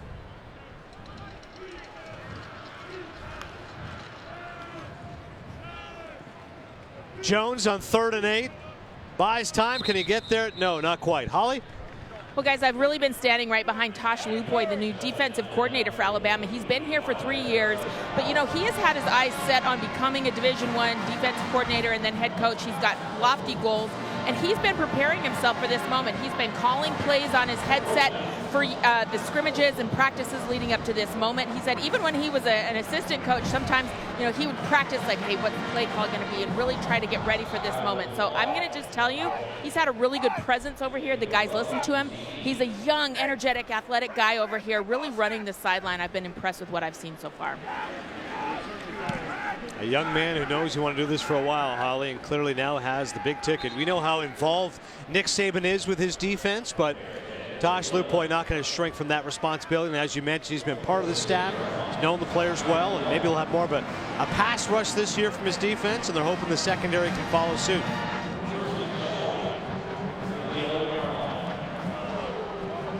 Another guy we haven't talked about, Johnny Dwight, that nose guard spot. 6'3", 305, that big junior. You add him with Raekwon Davis and Isaiah Buggs. We've talked about Mac Wilson and Dylan Moses, but there's another guy in Johnny Dwight. Could be big for the Tide up front. All right, Jalen Hurts once again going to try to get a touchdown here for this white team. Down by 2 with 5:20 to go. He'll air it out. And number 6, Devontae Smith, makes the catch in double coverage, and you hear a big roar from the crowd here at Bryant-Denny. That's the best ball that he throws. Jalen, I think, from watching him, I think the ball that he feels most comfortable with is dropping back, hitch, putting it up in the air, and letting a fast receiver get behind coverage. Bad news for Alabama fans is he got behind Trayvon Diggs, who's expected to be one of the leading corners this year for Alabama. That was a situation where the coverage dictated that pass route would not be open. But Jalen Hurts, believing in his receiver, believing in his arm, still went versus 2 defensive backs, makes a nice throw and a big completion for not only his confidence, but for the white team. Only down 2 at this stage. Maybe they try to run the clock out and kick a field goal. For a quarterback, though, that's not anything you have to read. You get back, you see the one-on-one matchup. All you have to do is put it up in the air and try to throw it way out in front of the receiver. Let him run underneath it. Christian Miller, the linebacker there, making a play.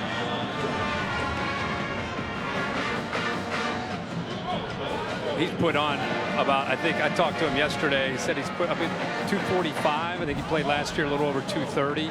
And if you look at him up close, he looks like a different guy. He's put some really good weight on. He's healthy, battled through some injuries last year.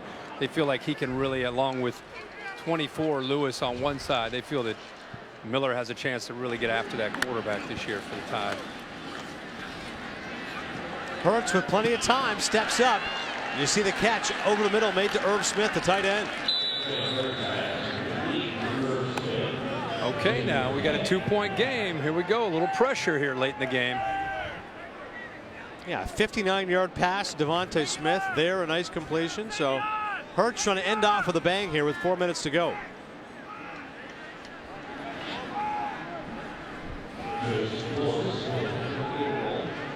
Coach just said to Mike Loxley, we're going to go normal clock here. Give him a chance. Okay, then. The rules have never stayed the same as they begin the game with. In the 3 years we've come here, there's always been changes as the game goes along, from no blitzing to running clock to stop the clock. He missed it, so as far as I'm concerned, let's run the football here and win the surest way. all those in agreement say aye. Let's go ahead and get this done. Belovas 4 of 6 so far today. This attempt was from 43 yards out. Unable to complete it. All right, Locks, let's kill that clock, kid.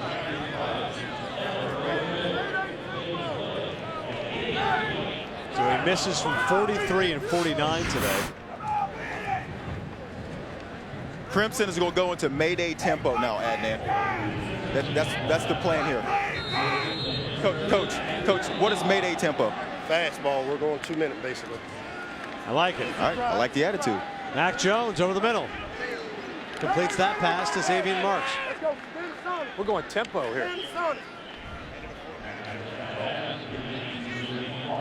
Crimson up 2 with 3:30 left. They're going to go a little fast tempo and get after it like they're getting their practice in for 2 minutes. I like it. Jones, back-to-back plays, able to make completions. That time to number 35, Mac Hereford. 36, excuse me. You got to watch the reactions down here from these coaches. I mean, all they want to do is they want to rib the coaches on the other side. That's all this is about. Bragging rights on the line. Along with the winners getting steak and the loser getting frank and beans. Mayday again.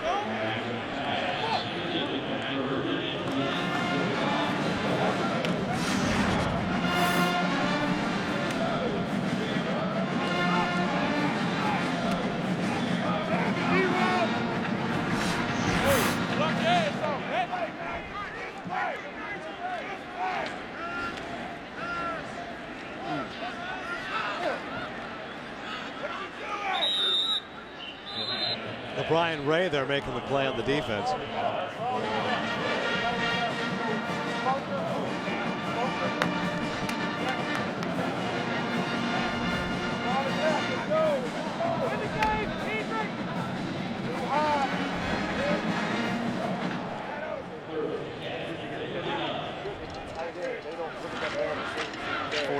Yes.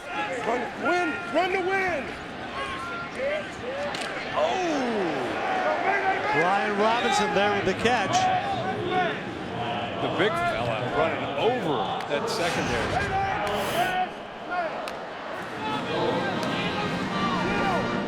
Yeah, look at Mac Jones continues to impress me. He really does. On a 3rd and long, to stand in the pocket, deliver to the sideline to get a big first down. They're going fast tempo in a situation when they're up 2 with 3 minutes left, and he is standing in the pocket like he is a veteran. And Jones certainly has a lot of chemistry here with Hereford. Goes to him again. You got Wilson and Diggs. This is a trick play here. This is a trick play that Coach Loxley talked about before the game. Trick play. Been waiting on this play. So who's Darius? Mac Jones go back. Wilson throwing will throw it. Mac Wilson. Mac Wilson. Mac Wilson going to throw the ball. Nice. Back over here. The linebacker, Mac Wilson, wants to show off his arm. He can do it all, this young man. Why not let him run?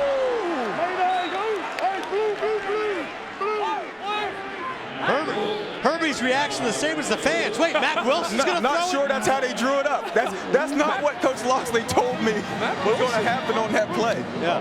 So much for being worried about injuries to your starter. They're out here doing trick plays with the starting linebacker. Gets hits low on the knee, goes up in the air. All right, I love it. We're going to win this thing. No caution to the wind, baby. Yeah. Jones this time with a slant to Ronnie Clark. Charlie right, let's go here. Oh, no, you're Charlie right.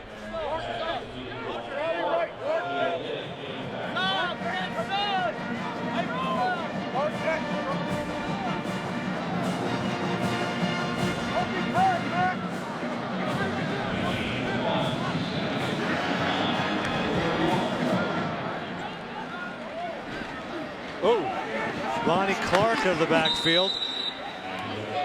You're right about the physicality down there, guys. You can tell. I'm telling you, man. He talks about the process, the culture. Culture is they're not. I just think I understand why teams do it. The numbers are really low in spring. You know, you don't have a whole class that's going to be coming in. You've lost a class from the previous year. You're playing with some guys that maybe won't be seeing much action in the fall. There's a tendency to want to protect players, but here they don't do that. They attack, they tackle, they block. And it pays off for them, in my opinion, in games.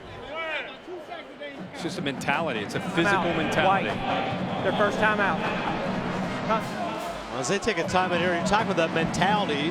You also think about the Alabama schedule this year, and honestly, at least on paper, you never know what can happen. We've talked about the fact they'll start the year against Louisville, but other than that, listen, this is the SEC in which they've got 4 new coaches here involved. They're going to be playing Auburn at home in the Iron Bowl. They've got a bye before they face LSU November 3rd. So, again, on paper, very manageable schedule here for the Alabama Crimson Tide. I think they'll be favored by double digits in almost every game on their schedule. I'm with you. Belovus from 48 yards out. Well, I tell you what, we haven't figured out the quarterback situation with the kickers, but all right. 5 of 7 so far today. Taking over for Andy Papanastos. Belovus today from 48. Nails this.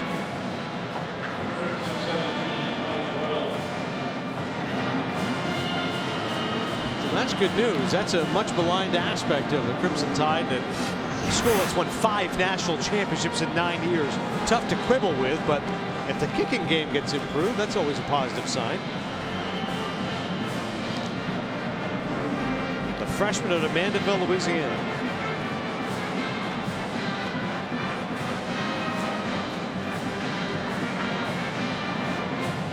Minute 15 left to go with the Crimson leading the white team 17-12. Jalen Hurts trying to impress not only the coaching staff but his teammates. The final time Nick Saban will see his players for 6 weeks.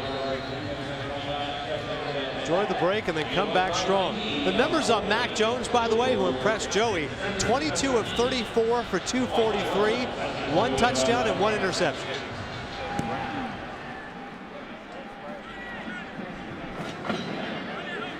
Devontae Smith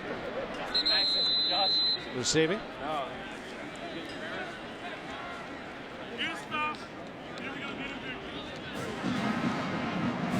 There's Mac Jones. So to reiterate, 22 of 34, 243, a touchdown and a pick. That gets Galloway's seal of approval. Oh, this is going to be good here. With a minute 10, you got some experience now on the field on both sides of the football. Ones against ones with Jalen Hurts, who's been here, and you got a secondary that's got some new faces. This will be fun to see, this little matchup. Coach.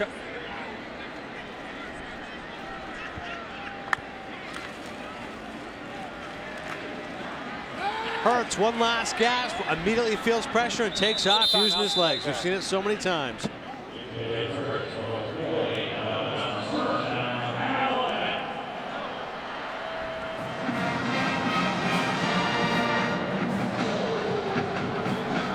Jalen Hurts, the last time these fans saw him, was unimpressive in that national championship game. Tua Tagovailoa's got that wow factor, and so people want to see what Hurts can provide today as that pass is batted down. Isaiah Buggs getting up, timing that up nicely. Holly touched on him a little bit earlier. Last year, coming in as a junior college player, there was some experience in front of him. He got some reps, but this year, with some loss to some of the players up front, and with his experience and the strength that he's gained in the offseason, the confidence I think he's gained, he could have a monster year for that Alabama D-line. Hurts going over the middle. That pass, though, broken up. Good defensive play by Shaheem Carter. You can tell this intensity in those last 2 minutes feels legit. You are absolutely right, and I thought that on the last drive. You can see the intensity is picked up. If that ball's led out a little further, that is a touchdown for the white team, a little behind the receiver. Bragging rights. 3rd and 10. Scrambles in play here.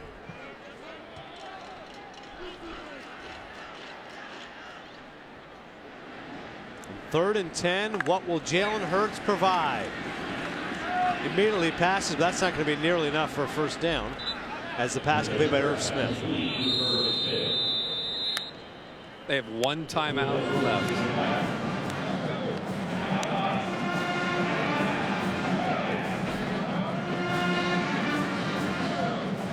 Jalen Hurts struggled mightily against the Georgia defense. He had just 21 yards on 3 of 8 passing.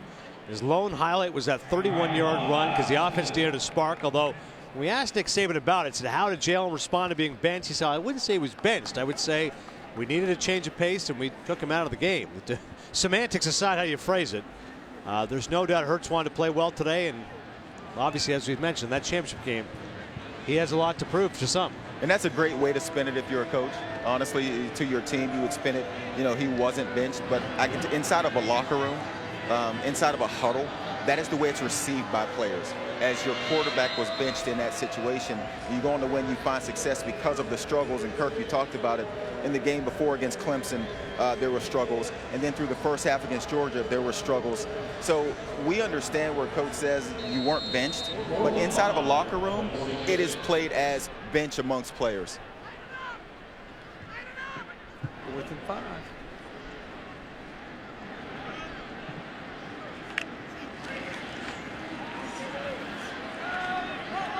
And on 4th and 5, a very unimpressive pass there from Jalen Hurts. That was such, one of those balls that's thrown so poorly. It's a miscommunication. I don't know if the receiver and Jalen were on the same page.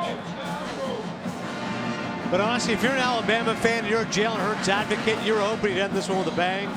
That's a wounded duck.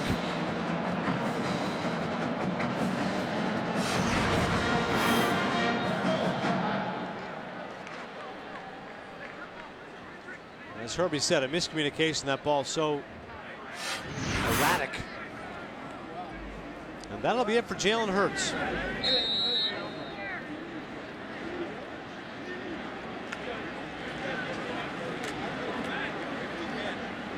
Mac Jones, one last blast, going deep. Yes, Xavier Marks for the touchdown. The return of the Mac.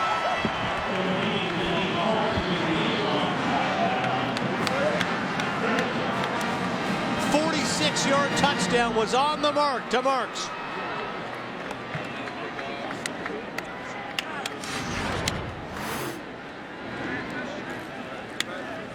We see the pocket presence of Mac Jones, the way he's able to step up, and Marks able to create just enough separation there from Michael Collins. And Jones with a big grin for the touchdown.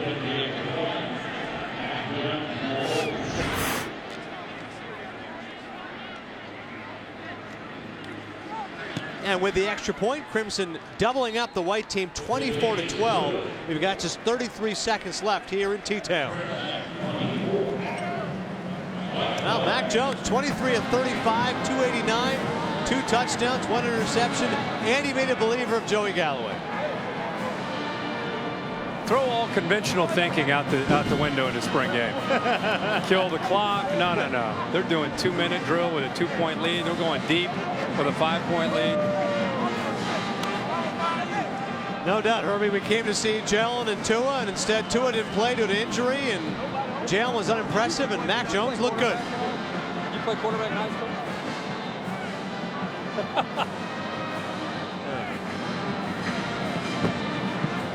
Mac wanted to throw that. Mac wanted to throw that. Mac Wilson, yeah, he had that chance there. You say a high school quarterback? Did you play high school quarterback? Yeah, Mac played a little bit of everything. Yeah, sweet.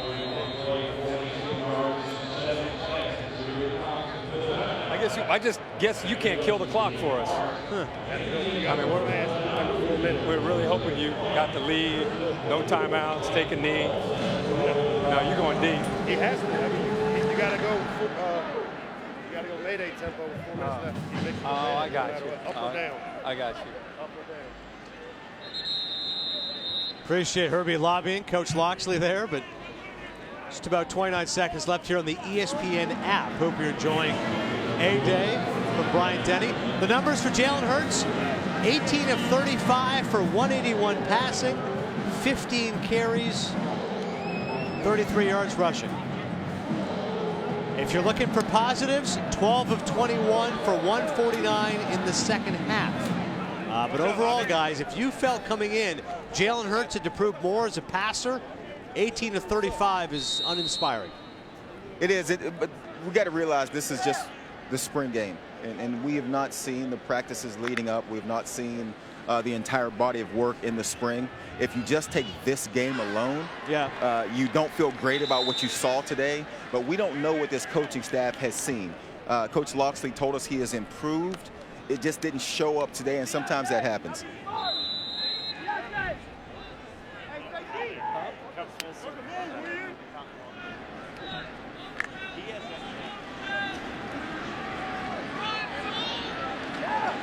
And this time the interception made by Trayvon Diggs. Expected to be one of the starting corners for Alabama. He makes a nice play there.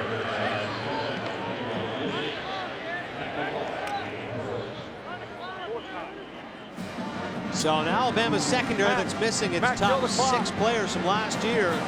Good news is you got Trayvon Diggs. And Savion Smith expected to be the starting corners. Oh, we got the belt now. They're saying amen. 2 seconds left. Go ahead, kill the clock. The champ is here, evidently with the belt.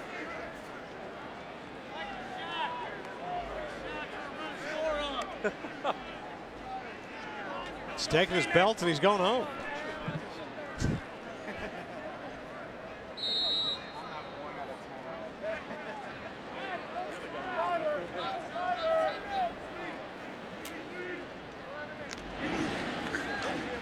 And with one last handoff here to Ronnie Clark, that'll do it.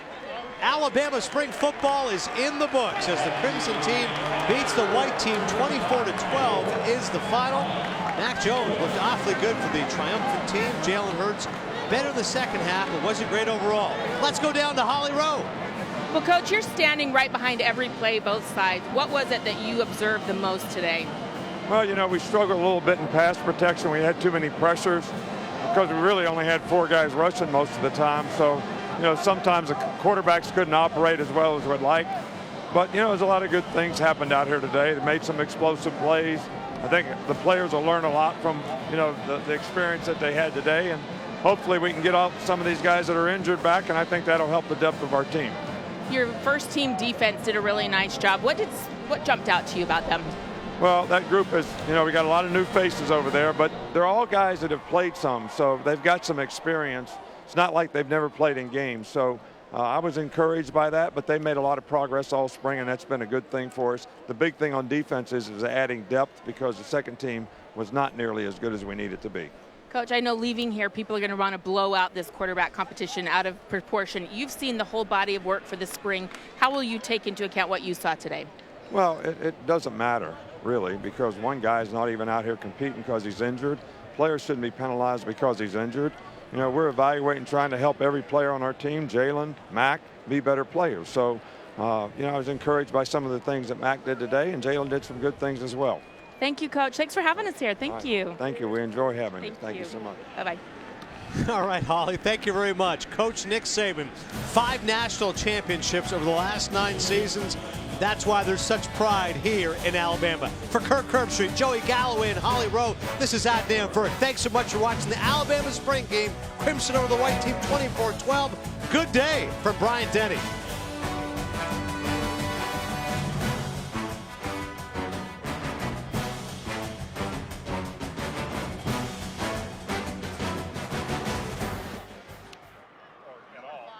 The Jerry Duncan I Like to Practice Award to Miller 4-star Jalen Hurts, Derek Keith, and Deontay Thompson. Yes, sir.